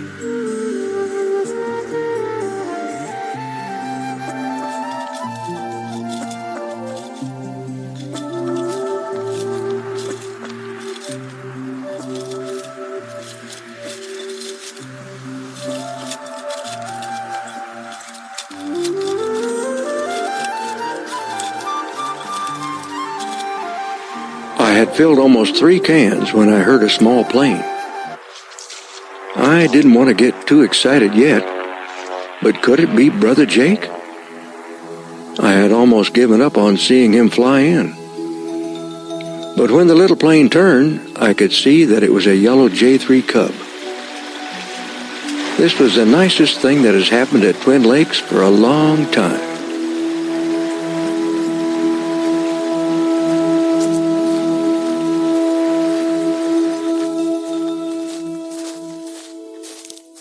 I told him that I had given up and expected that he had junked the remains and hitchhiked back to California.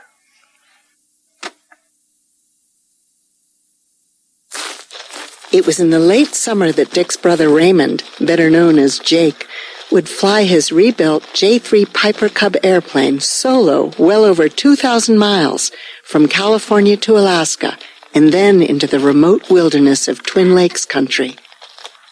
Raymond would then spend the next month with Dick at his cabin and experience wilderness living firsthand. Along with as much I had almost given up on seeing him fly in. But when the little plane turned, I could see that it was a yellow J3 Cub. This was the nicest thing that has happened at Twin Lakes for a long time.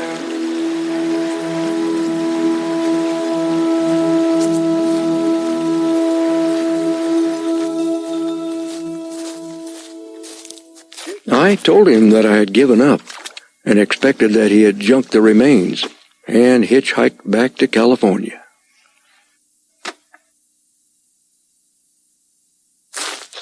It was in the late summer that Dick's brother Raymond, better known as Jake, would fly his rebuilt J3 Piper Cub airplane solo well over 2,000 miles from California to Alaska and then into the remote wilderness of Twin Lakes country.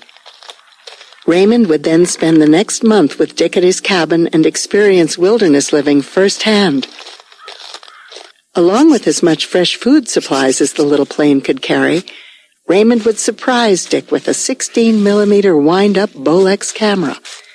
Later on, it would prove to be Dick's most important and valued possession. The camera would allow Dick to continue to document his lifestyle and travels in this one-man wilderness. The little two-seat airplane, the Arctic Tern, would provide a new and exciting way for the brothers to explore the far reaches of this remote wilderness, a region that otherwise would be difficult, if not impossible, to travel by foot.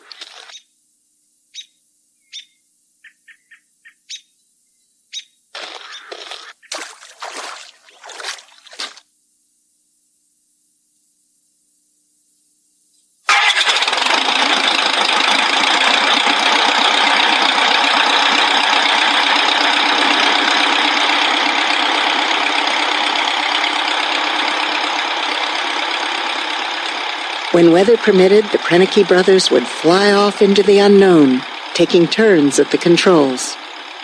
The vast wilderness that surrounded Twin Lakes offered countless rivers and valleys to explore, and the Proenneke brothers wanted to see it all.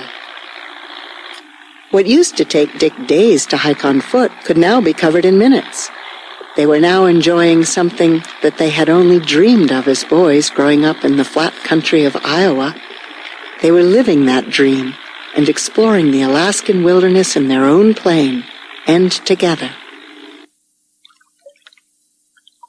On occasion, when the lack of daylight or unflyable weather prevented their return to the comfort of Dick's cabin, Ray and Dick would welcome an excuse to make camp and sleep out under the stars on the shores of a remote lake in the middle of nowhere.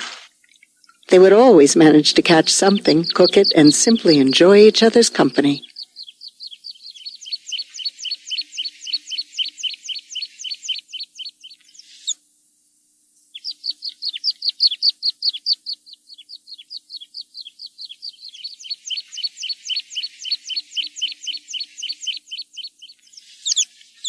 Ray would soon say goodbye to Dick and fly back home to California. Yet the brothers would remain close through countless letters. This bond would continue over the next 30 years.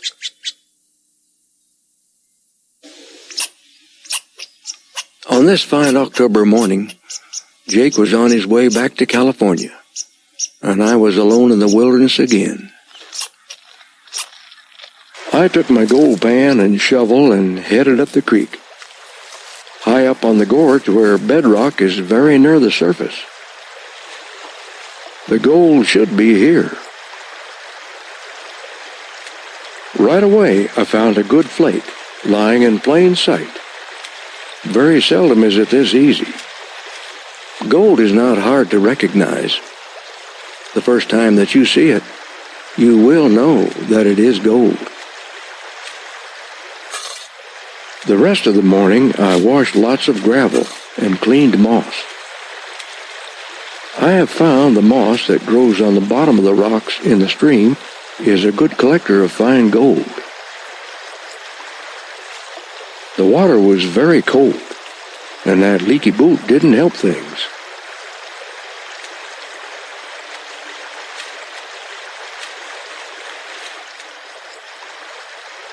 With gold now up to $35 an ounce, I could add a few things to the grocery list.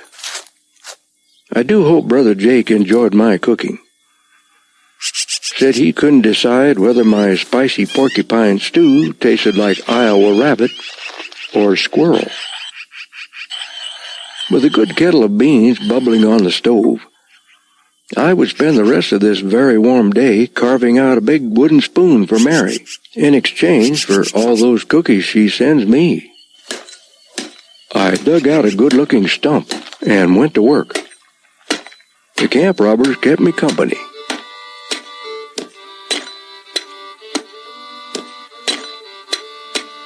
Nature provides so many things, if one has the eye to notice them. It is always a pleasure to see what you can make instead of buying it ready-made.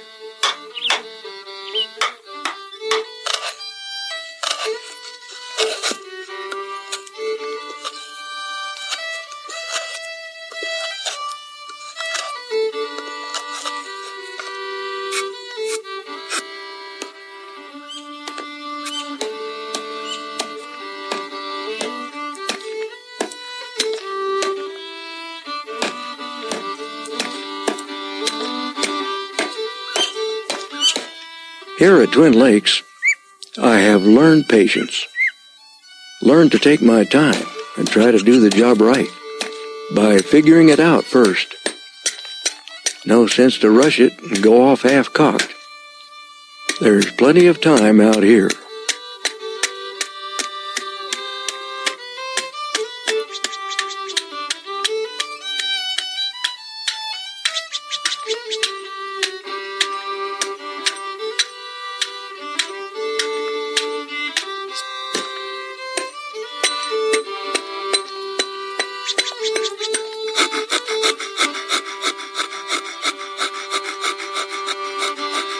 Two hours later, I had a spoon, a good one for dipping batter. A bit more sanding, and it would be ready for a coat of shellac. I do hope that Mary likes it.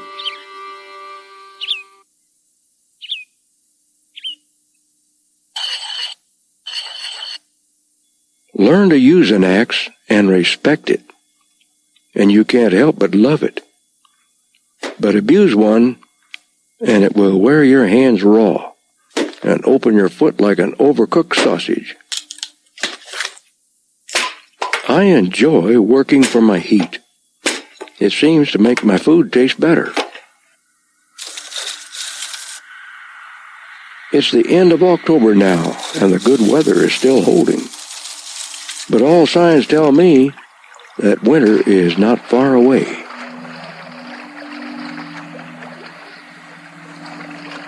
The bears are working overtime now, bulking up on berries, preparing themselves for that long winter sleep.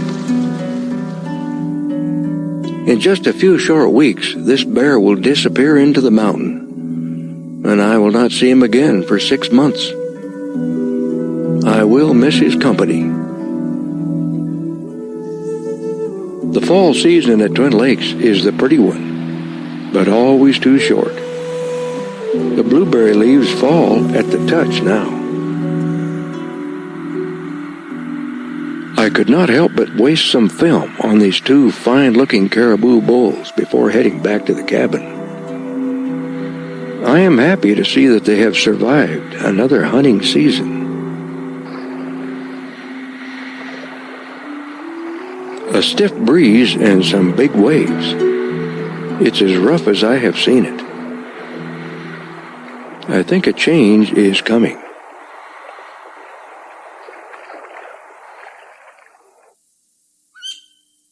Now at 7:30, it has stopped snowing. A fresh coat of shellac, and the webs looked ready for miles of trail.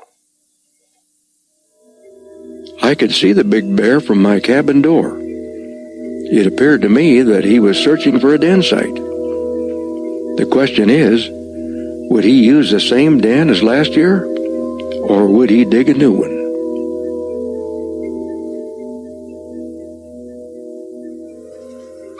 Dead calm and 6 degrees. As cold and still as it is, the water has now become too thick to stir with a paddle. The canoe looks out of place on the beach with so much snow. It will do me no good now. So I towed it up to the point and wrestled it into Spike's cabin. A tight squeeze, but at least it was covered. An ideal day to work at my wood supply. Making wood is never a waste of time in cold weather. The dead tree was a good one, not completely dry, which is better for holding fire.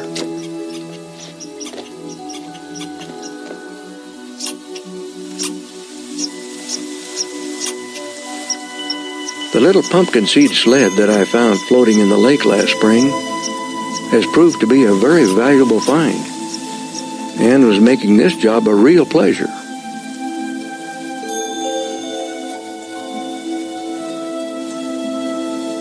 Six good sled loads when I got it all to the woodshed, and it began to snow again. There's nothing like watching a real wilderness storm from the window of a snug little cabin.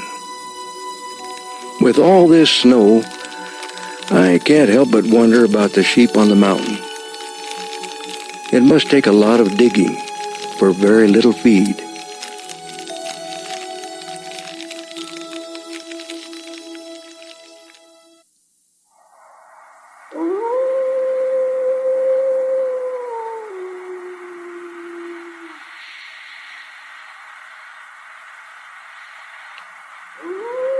Really a beautiful sight this morning. It must have snowed all night, as there was 12 inches of new snow to shovel from my paths. Today I must go down lake to check for tracks. I tried to make a sneak on a good bunch of caribou for some close-up pictures. A sudden shift in the wind, and it was the beginning of the end. A spooky old cow must have cried wolf.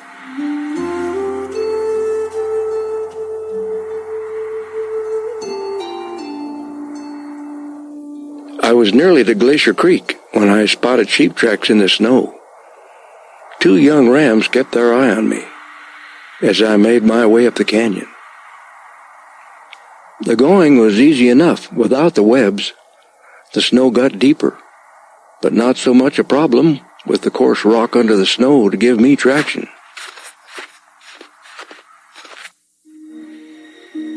Further up the creek, I saw ravens flying. A bad sign. I hadn't climbed far when I saw the spot of red up on the slope.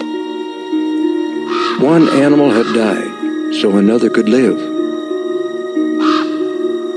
The tracks told me that the wolverine had been first at the scene. The glutton had eaten his fill and would certainly return for another meal. I could see just how it happened. A snowslide had caught the unsuspecting ram and carried him over the edge and onto the rocks below. I have often thought to myself about getting caught in a snowslide or falling from a rock face. If that happened, I would probably perish on the mountain in much the same way that the old ram did. I would be long gone before anyone found me. My only wish would be that folks wouldn't spend a lot of time searching. When the time comes for a man to look his maker in the eye, where a better place could the meeting be held than in the wilderness?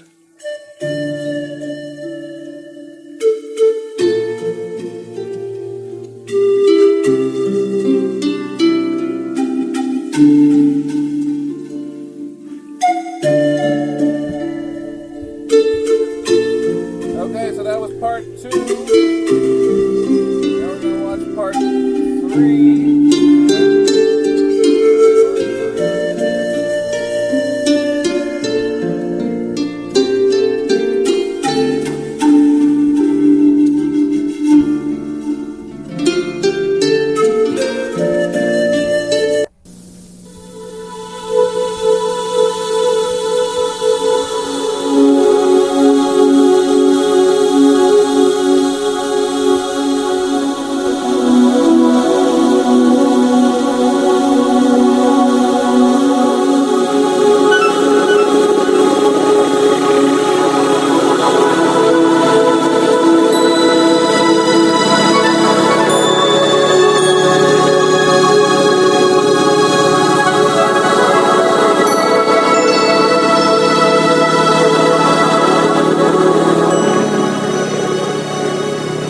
The only way into this rugged backcountry of Alaska is by float plane, and the only maps are the winding rivers below.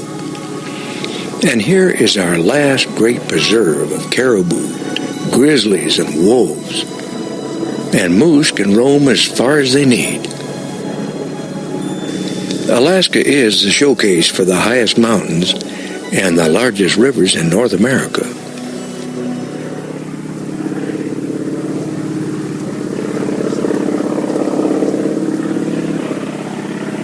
Very suddenly, the mountains have hemmed us in on either side. And here and there, thin waterfalls appear and disappear in the fog.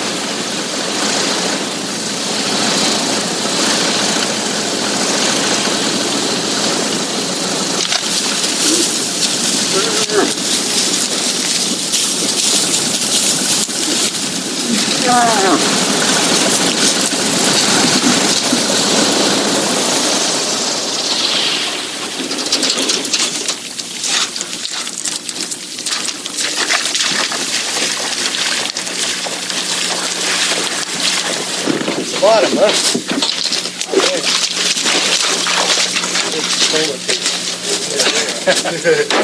The pilots waste no time unloading the plane.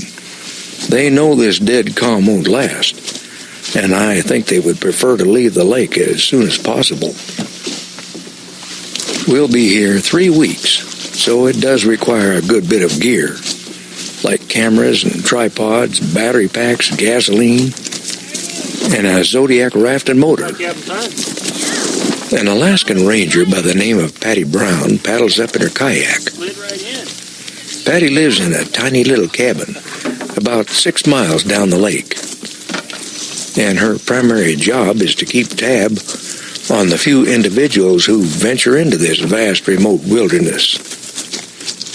Patty's knowledge and experience in this area of Alaska proves to be a great deal of help to us. She gives us a good bit of advice. She says, don't let the porcupines eat your boat, and watch those high winds. Winds seem to be the bigger deal. It was odd this year. We got heavy rain in late June and through a lot of July and 5 inches or so in August. Way more than we ever get. And last year we just got dumped on the end of August. This year that's been the best weather we've had all summer. Maybe it'll stay that way. Who knows? Maybe I think we gave it the office already because we had enough rain to last us. So, yeah. And then your cabin is clear at the end of the lower lake, right? So it's about 5.5 miles down on the south shore, so maybe 6. All right.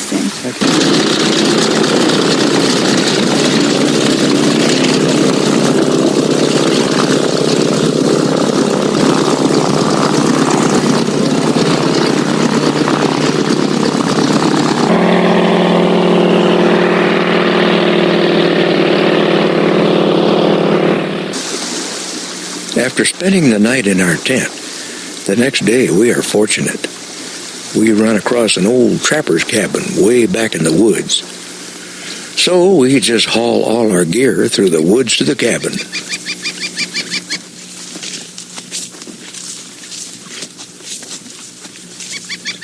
I have this feeling we're being watched.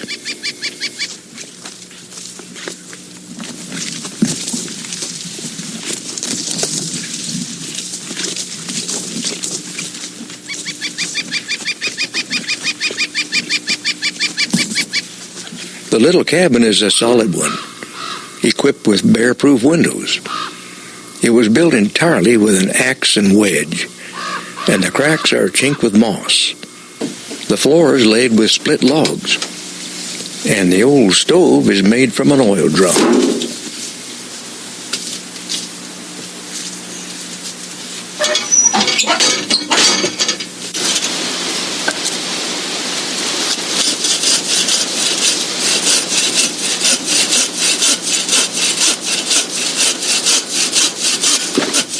The next morning, we looked this country over, and the beauty is breathtaking, wild and remote, just like we expected.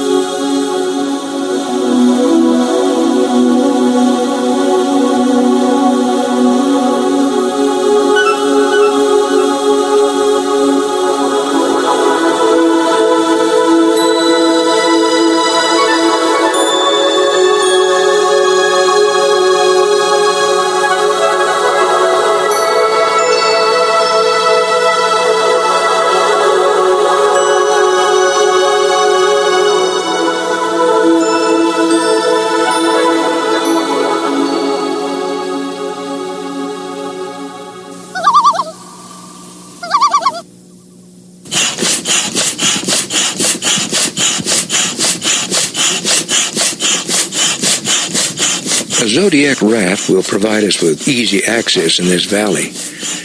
That would probably be otherwise impossible by foot.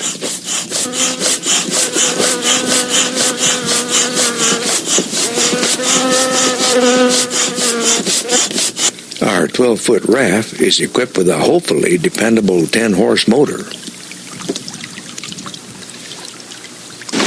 The first couple of days, the weather is calm and beautiful, and the water is an icy turquoise blue. The color is caused by glacial rivers feeding the lake.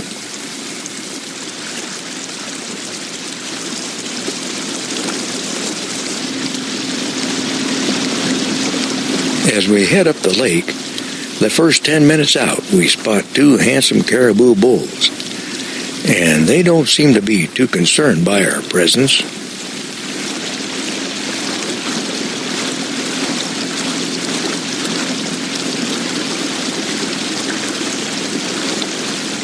There's only one person that lives in this vast remote country, Dick Proenneke.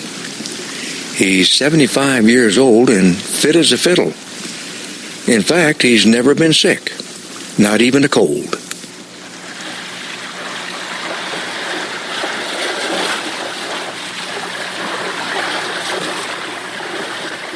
Dick, what's this hanging in the tree here? That's the running gears of Martin. The wolf caught him on the lake and pulled his hide off. Oh, really? Yeah. Come on, you guys. He came up here 24 years ago and built this little cabin, and he's been here ever since. Come on.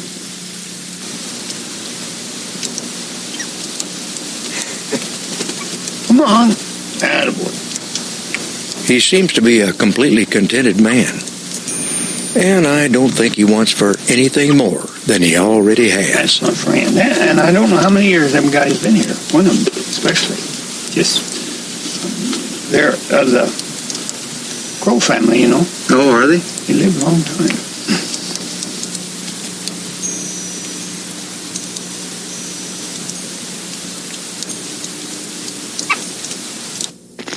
It was back in 1965 when Dick first came to Twin Lakes following an accident that nearly cost him his eyesight while working as a diesel mechanic on Kodiak Island.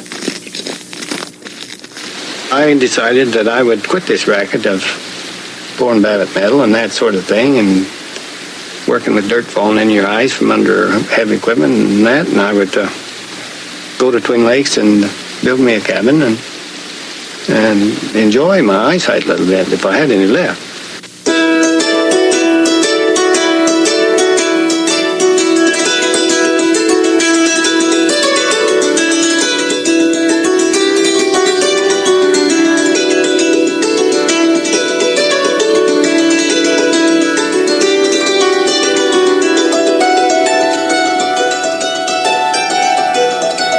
That nearly cost him his eyesight while working as a diesel mechanic on Kodiak Island. I decided that I would quit this racket of pouring Babbitt metal and that sort of thing, and working with dirt falling in your eyes from under heavy equipment and that, and I would go to Twin Lakes and build me a cabin and enjoy my eyesight a little bit if I had any left.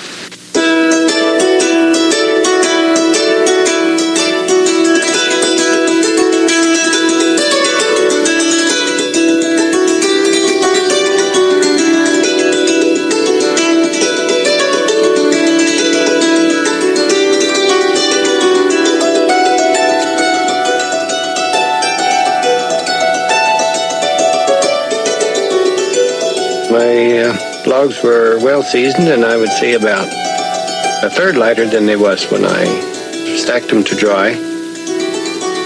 I worked 12 hours a day, 6 days a week, and in 10 days' time I had the heavy logs up.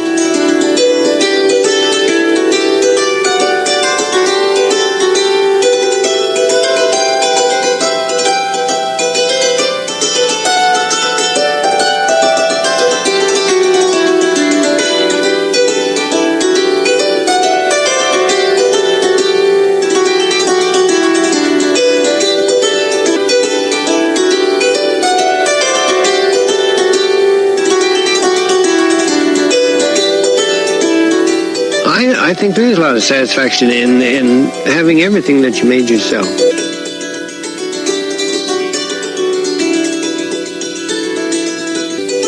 You know, like even your door hinges and everything, cut her out by hand with the tools you got.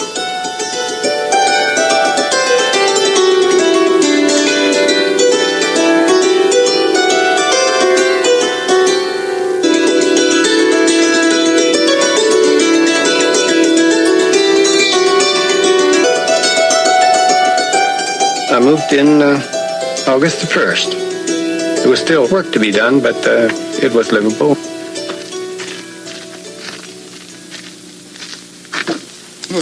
Few of us pass even a day without seeing another person.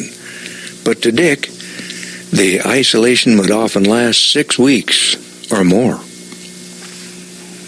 We wonder, what would it be like to live so alone? You were better, boy.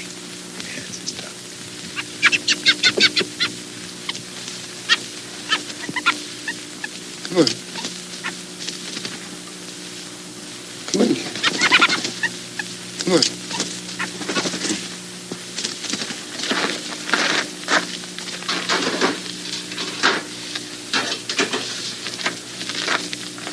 I can't say that I was ever lonely. I was always busy. I always had something going, observations to make, or wood to cut, or letters to write, or something. It seemed that the time was short to get everything done.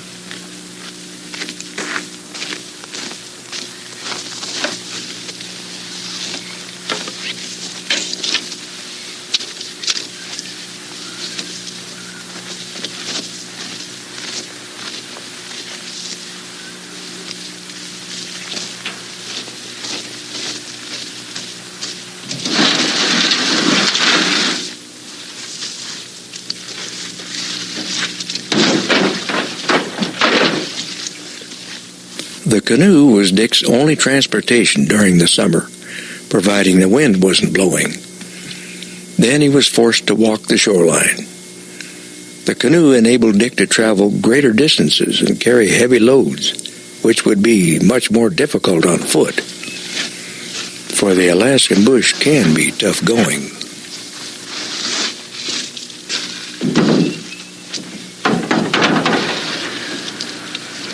In all the years that Dick has traveled Twin Lakes by canoe, he has avoided a tragic mishap by just being cautious.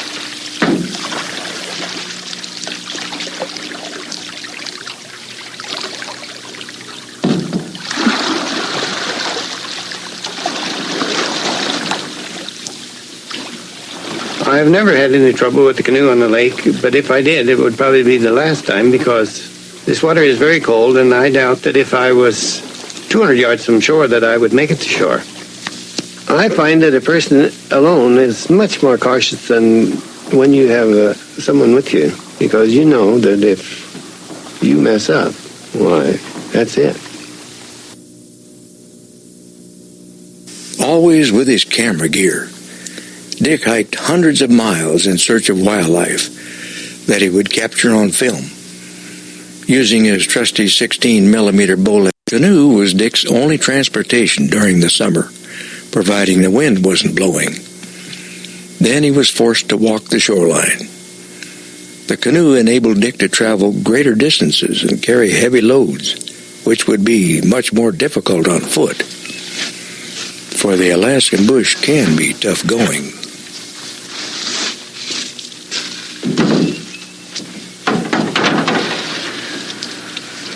In all the years that Dick has traveled Twin Lakes by canoe, he has avoided a tragic mishap by just being cautious.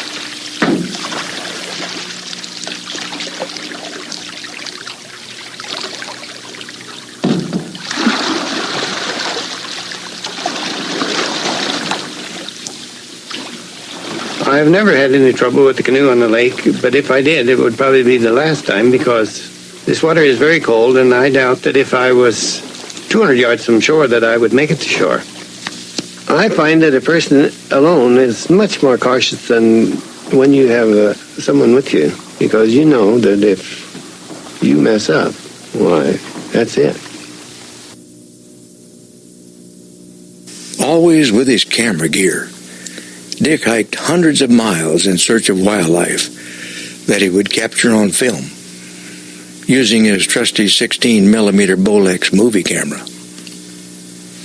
The abundance of grizzlies in the surrounding mountains above Dick's cabin were always good subject matter for the camera, and he would often recognize individual animals year after year. During the winter months, it was not uncommon for the temperature to drop to 52 degrees below zero. But this didn't keep Dick inside. He would then resort to snowshoes to cope with the deep snow.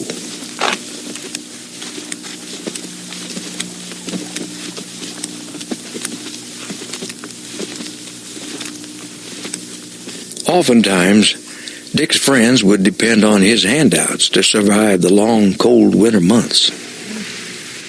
I knew this ermine was in the woodpile, and so I went for a scrap of meat to tack to a wood log there and see if I could get him out for pictures. Put the meat on the wood log and then went for my camera gear, and when I came back, sure enough, he was there. And an ermine, when he gets a taste of blood, he becomes very bold, and it was no problem to get good footage.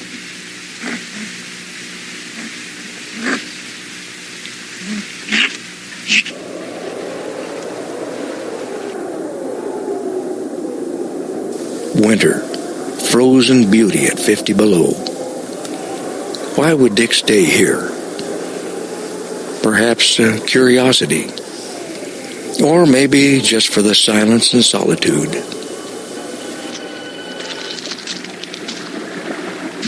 The ice breakup is a great event in the wilderness because it means the end of a long winter. After about 7 months, you're really happy to see the ice go out. And here you have pretty much all of the game. You have sheep, and you have bear, and caribou, and moose, and many places have more of each, but not all of them. So that makes Twin Lakes a little bit special. In summer, I fished quite a bit. I lived on trout to a great extent for meat and berries. But I didn't kill any big game because for one man it's too much meat. Too much would go to waste.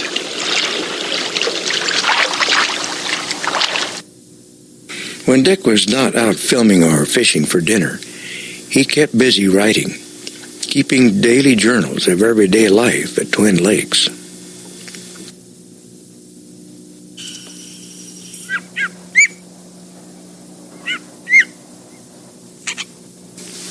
And now, over 30 years later, Dick Proenneke is still here. It's home. It's one man's wilderness. Dick keeps his food high up in this little cache, so the animals won't get to it. His diet consists mostly of simple foods.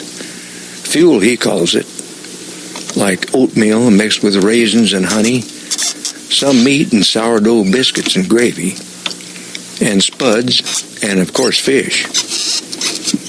And there's always a kettle of beans on the stove. Dick's only neighbors are the animals, and he knows many of them individually.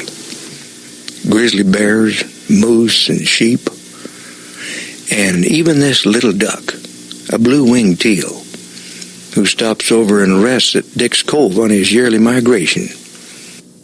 He says the same little duck has been stopping over for the past few years. Dick's an intelligent, well-read man with so many exciting experiences. And it's not that he doesn't like people. He does. But he just chooses this peaceful solitude. Dick Proenneke is himself an accomplished photographer. Writers have written stories about his lifestyle and experiences, although he's not always in complete agreement with what is written. You must remember, there's another guy, a writer, involved in that, and sometimes he would change things. He thought it sounded better, and I'd growl about it, but he He tell his own story. You read something I don't recognize. Just because it sounds better to him. Writers are that way, aren't they? They are that way. They got to have their own way. Yeah. Much bigger body, too, aren't they? You can. Yeah. They're real chunky. They're laying about, only 20 feet apart.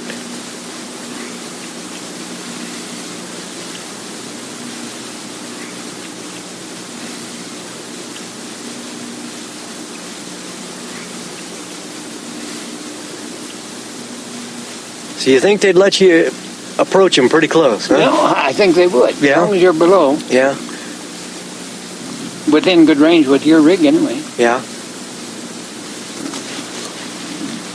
I seen them messing around, and one would stop, and the other would go ahead, and both of them just turn suddenly and run down the mountain, and then just make a right and come together like that.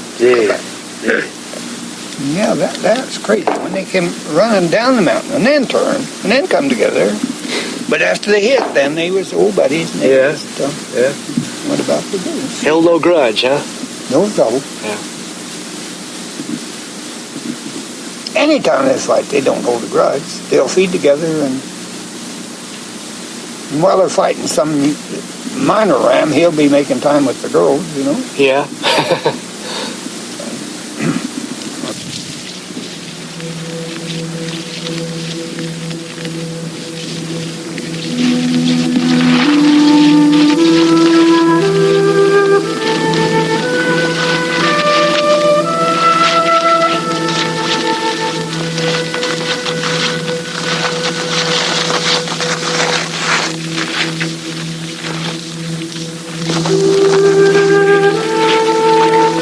We spend each day hiking miles over the soft tundra and through the thick, low brush. And the camera gear does get heavy.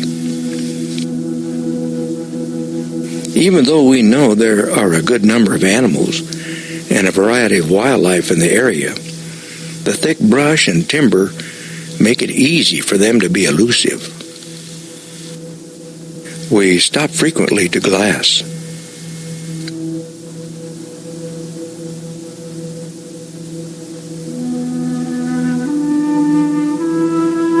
Now, we have surprised a magnificent bull caribou, and he seems reluctant to leave his territory. At this time of year, we don't see large herds of caribou, only lone bulls or maybe small groups of just 2 or 3.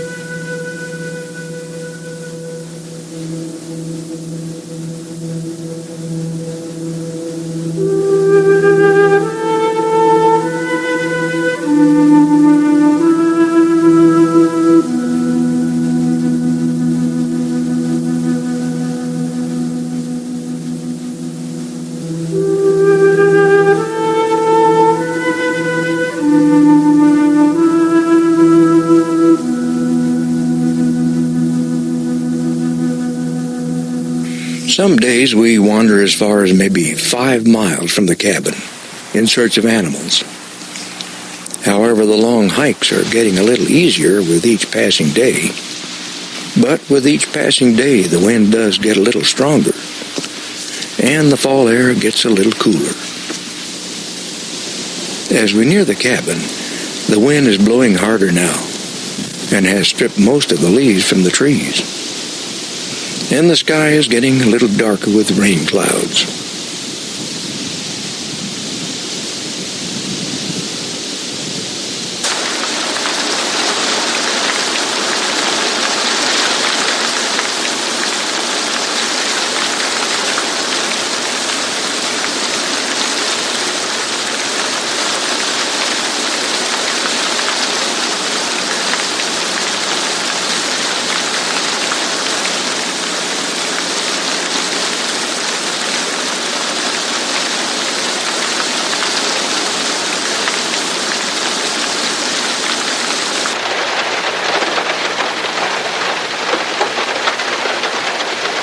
A chilly rain hammers on the roof, but at least we stay nice and dry. We do feel, though, that valuable time is being wasted. But there's little to do, just sit and wait it out, I guess.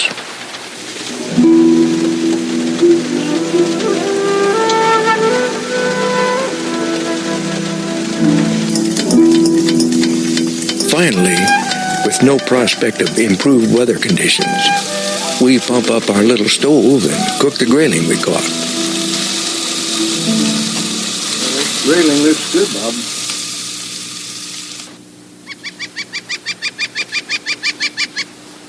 The next morning, we were greeted with a sunny day.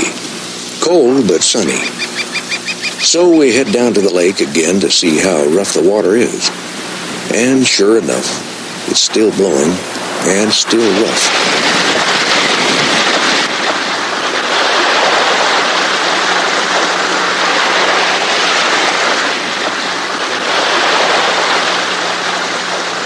While we're waiting for the lake to possibly calm down for us to cross, our time is well spent fishing for dinner. The fishing is almost always good, and grayling seem to be plentiful in this icy lake, and to us, it's the best eating. Other than grayling, we sometimes catch lake trout and dolly varden. To our surprise, a sockeye salmon has hit Bobby's spinner. And even though he's exhausted, he's putting up a gallant fight. This 10-pound fish fatigues quickly as a result of his long journey upstream of over 300 miles to reach his final destination. We got him! We got him! Oh, look at that. The hooked jaw and dog-like teeth are typical of the male species. And after spawning, the beautiful crimson-red color soon fades to white. Isn't he beautiful?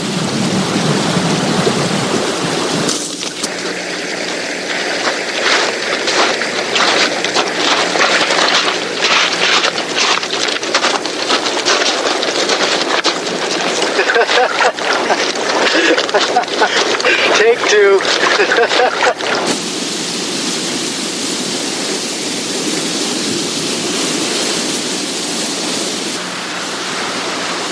The wind is blowing hard this day, and we struggle with the decision to cross. Bad weather conditions have wasted too many days now. So we take the risk of getting ourselves and our equipment wet.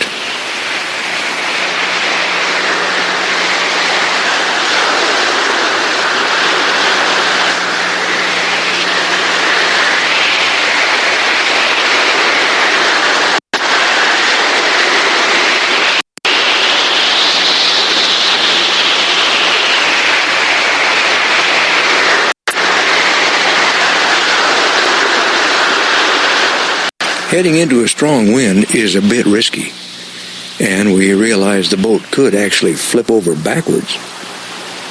But unfortunately, it's the only way to the other side.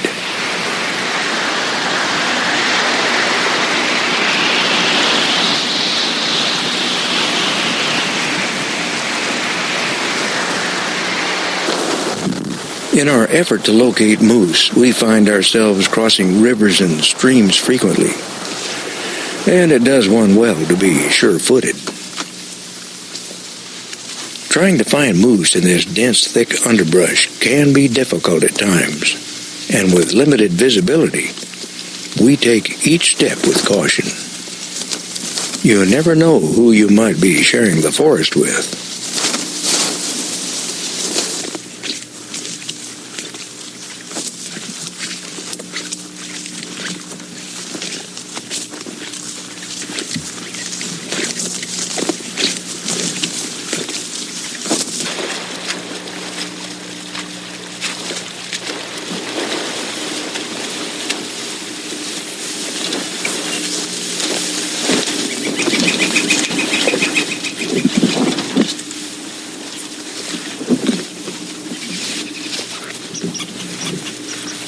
A sure giveaway is this bull's impressive and enormous white antlers. We've approached within 20 yards now, and we know to keep our distance when he warns us with a deep vocal clucking sound and smacking, salivating lips. We sense the need to take precaution and to not provoke an attack, so we keep our distance and depend on a long lens. The early stages of the breeding season have begun, and the bulls are gathering their harems. During this time, they become possessive and aggressive. Smaller bulls like this one generally keep their distance from the larger, more dominant bulls. However, a small bull can be just as dangerous. A bull's slow and cumbersome appearance is deceiving. With little provocation, they can charge with great speed and agility, and we have learned not to trust them.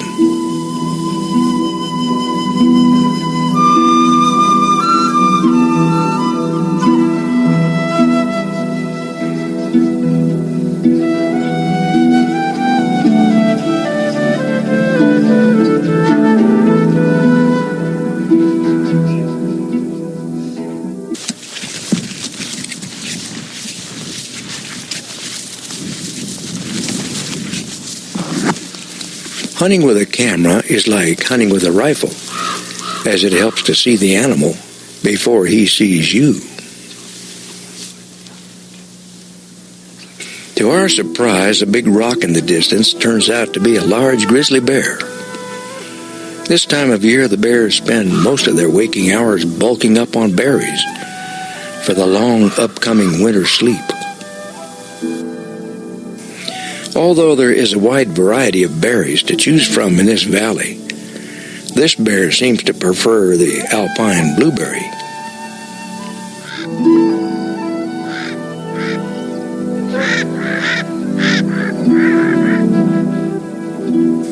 This mother and these two healthy-looking cubs slurp down ripe berries almost non-stop, sometimes consuming more berries than their digestive system can handle. Oops.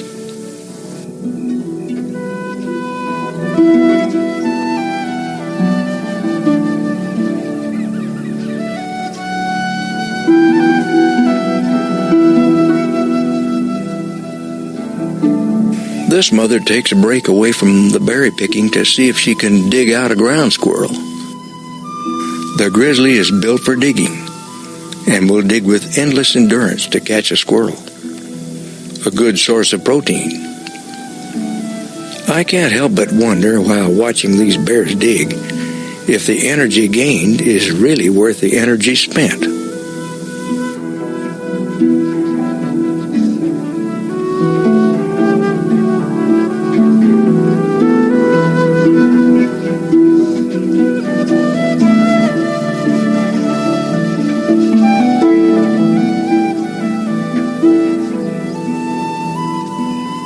Lucky for this squirrel, he had a back door.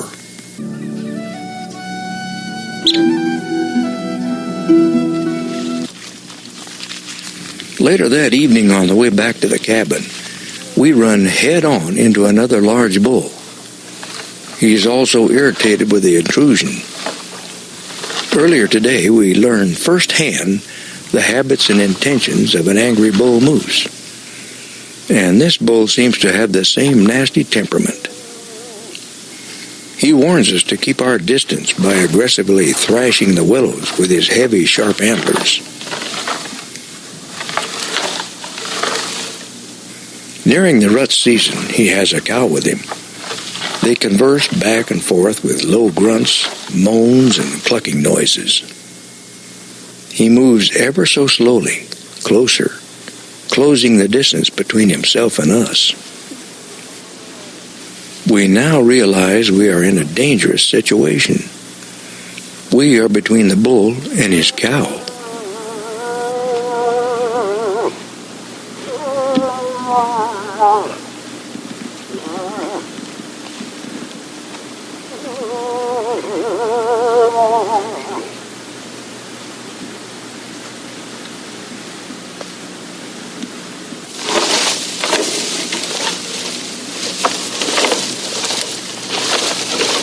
A moment after this, he charges, and we head for the nearest tree.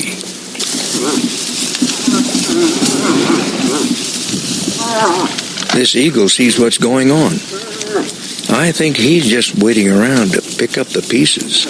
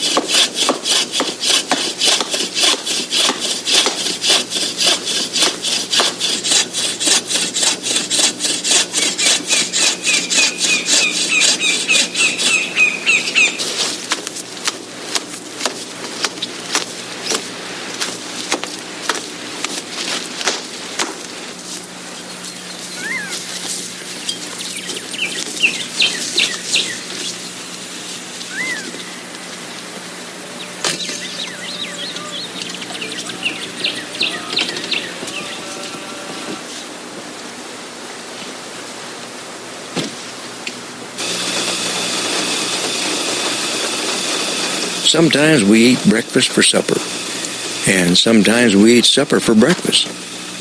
But it tastes mighty good either way. It's pretty good, doesn't it?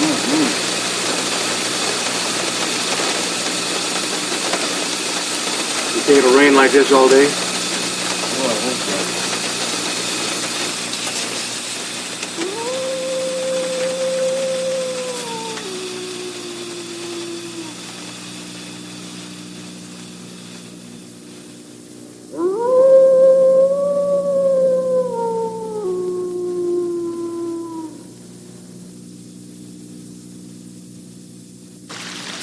The next morning, we sit down by the lake and glass the slopes. The fire feels good in the cool wind. The weather is nasty most of the time. We've been here about 2 weeks now, and have had only a few good days. It's either blowing hard or raining or foggy, and the animals don't like this wind any more than we do. We have seen no movement on the far side this day.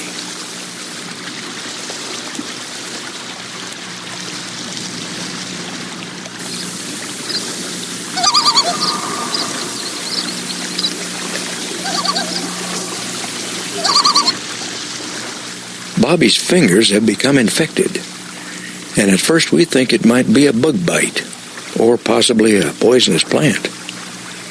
But we later learn the infection is called fish finger, a result of cleaning fish with sharp teeth. After the fog lifts, we spot a group of doll sheep high on the slope across the lake. They appear to be all rams. If the patch holds, we will head up the lake to the base of the mountain and make an attempt to approach the sheep.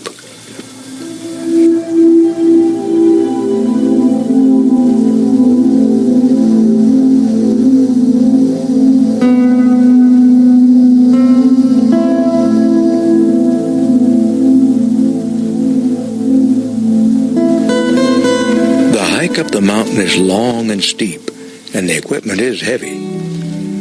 As we approach the sheep, we stop about every 20 feet so the sheep will feel that we are no threat to them. The view is nothing short of spectacular.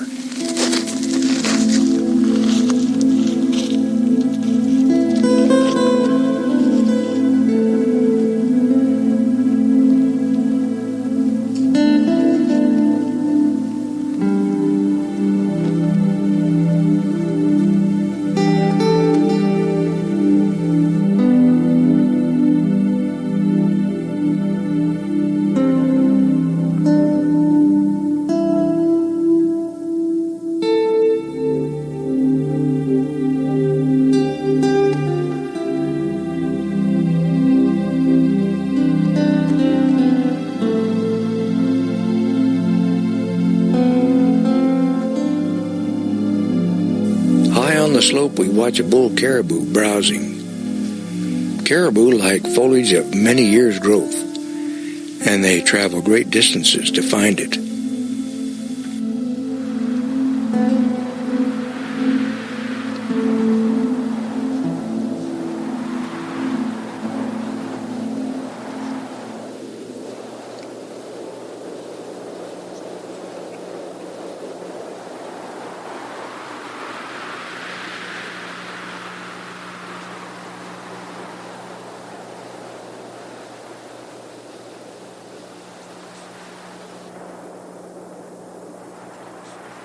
A sheep's eyesight is second to none, and these rams have watched our 2-hour approach from the very beginning. And as long as we keep our distance and stay within sight and keep directly below them, they don't seem to be overly concerned.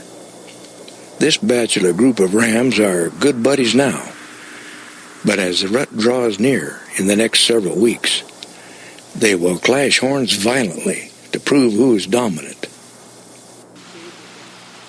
Rams do not associate with ewes during the summer months. In fact, the ewes and lambs spend their summer on high grassy slopes on the other side of the lake. There is plenty of grass now, but when winter arrives, these sheep will move to lower wind-blown hillsides where they can find exposed vegetation. A healthy ram can weigh 250 to 300 pounds. And usually lives 12 to 13 years.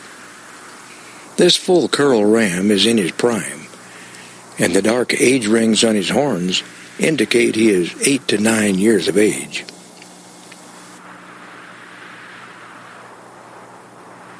The doll sheep is the only white wild sheep in the world, and in Alaska their numbers are estimated at roughly 70,000.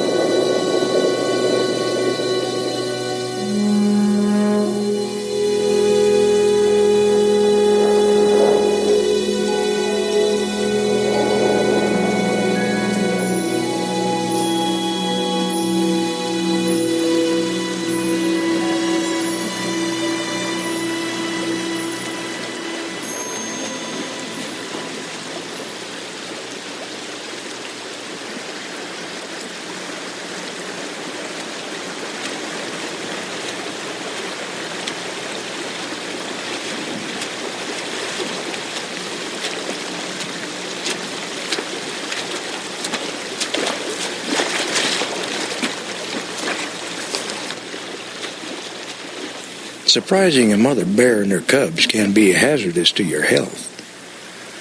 But lucky for us, she decides it's best to just take her cubs and move on.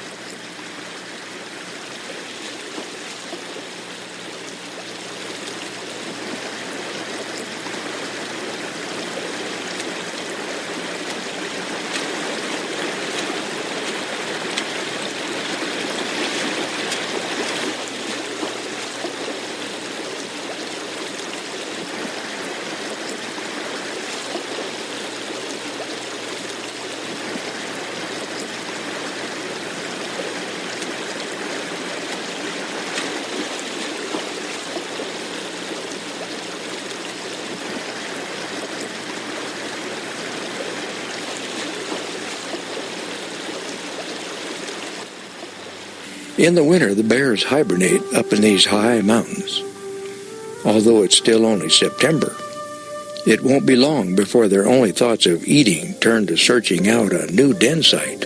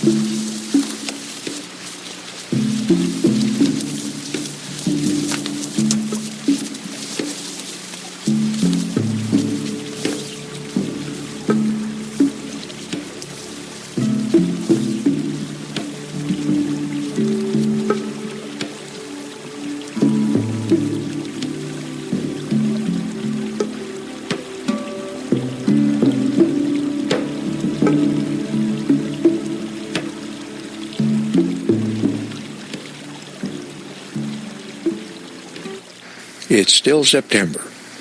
We've been here 3 weeks now. The upper lake and the lower lake are connected by a stream. And because the wind is blowing so hard on the upper lake, we are forced to float our raft downstream to the lower lake, where the water will hopefully be more calm for the plane to pick us up. We give the river a try before we load the raft heavy with gear.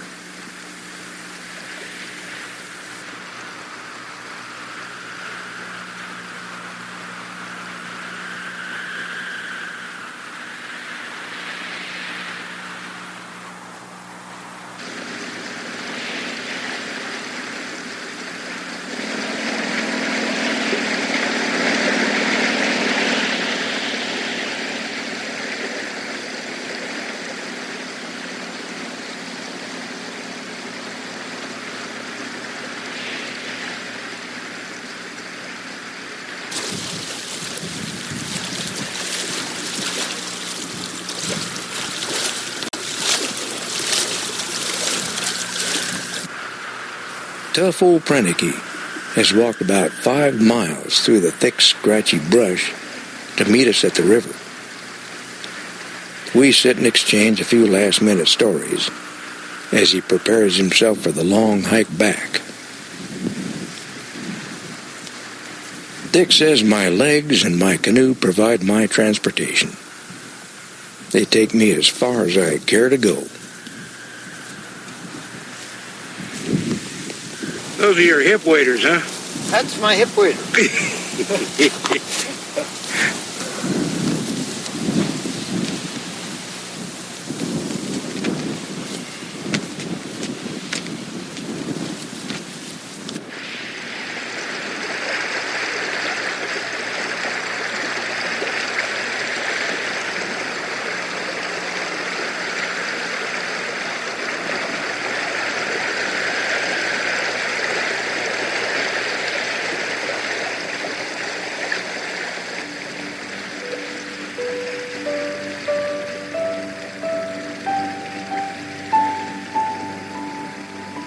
So long, Dick. We wish you well. It's hard not to worry a little about Dick. He's one man alone in this vast wilderness. But Dick told us this: why worry about something that isn't? Worrying about something that might happen is not a healthy pastime. A man's a fool to live his life under a shadow like that. Maybe that's how an ulcer begins.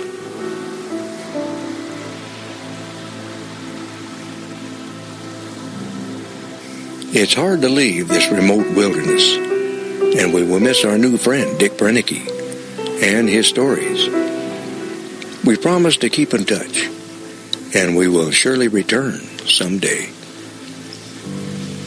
It is now the morning of September the 22nd, the designated day we are to be flown out. Conditions are bad. The cold wind is blowing so hard we are almost certain the plane could not fly. But we're packed and prepared for pickup anyway. The rough water will make it difficult for the pilot to land.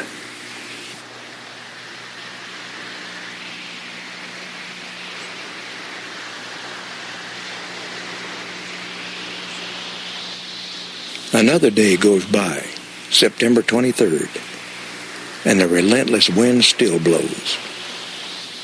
We sit by the lake just in case he should come, but we have our doubts.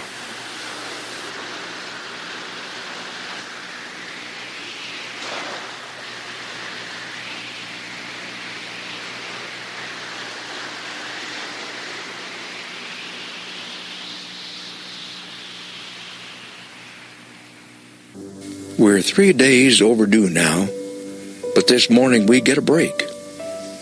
The wind has died down and the clouds are lifting. We are almost sure a plane will be in today.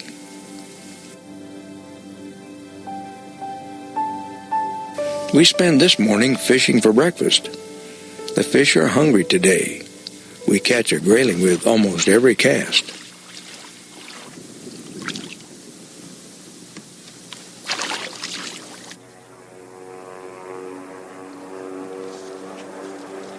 The morning silence is broken by the sound of a plane. It must be our ride out of here.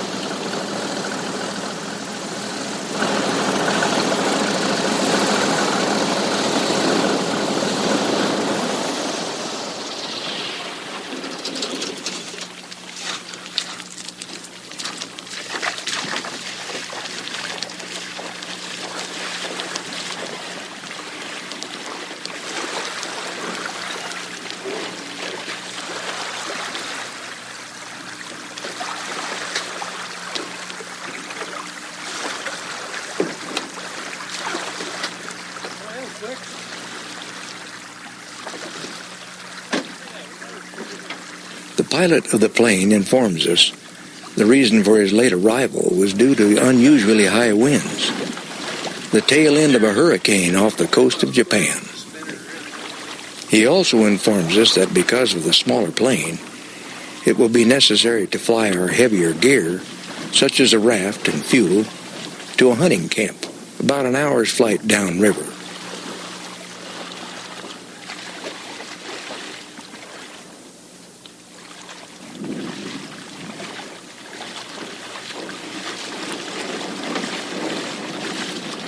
Danny is particular in loading our heavy gear in order to properly balance the plane.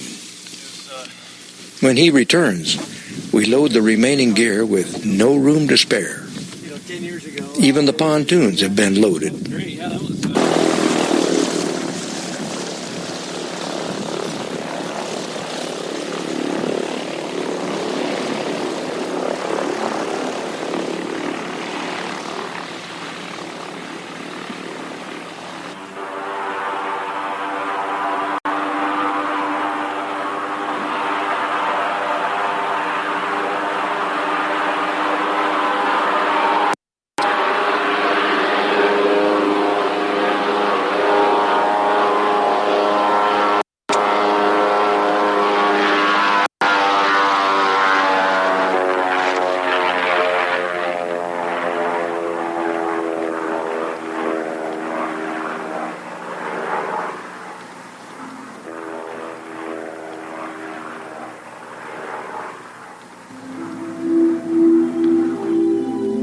Looking down, my mind wanders back. The little log cabin on the river, sitting by the fire on the edge of the lake listening to the loons, and watching the black silhouette of jagged spruce against the Alaskan sky.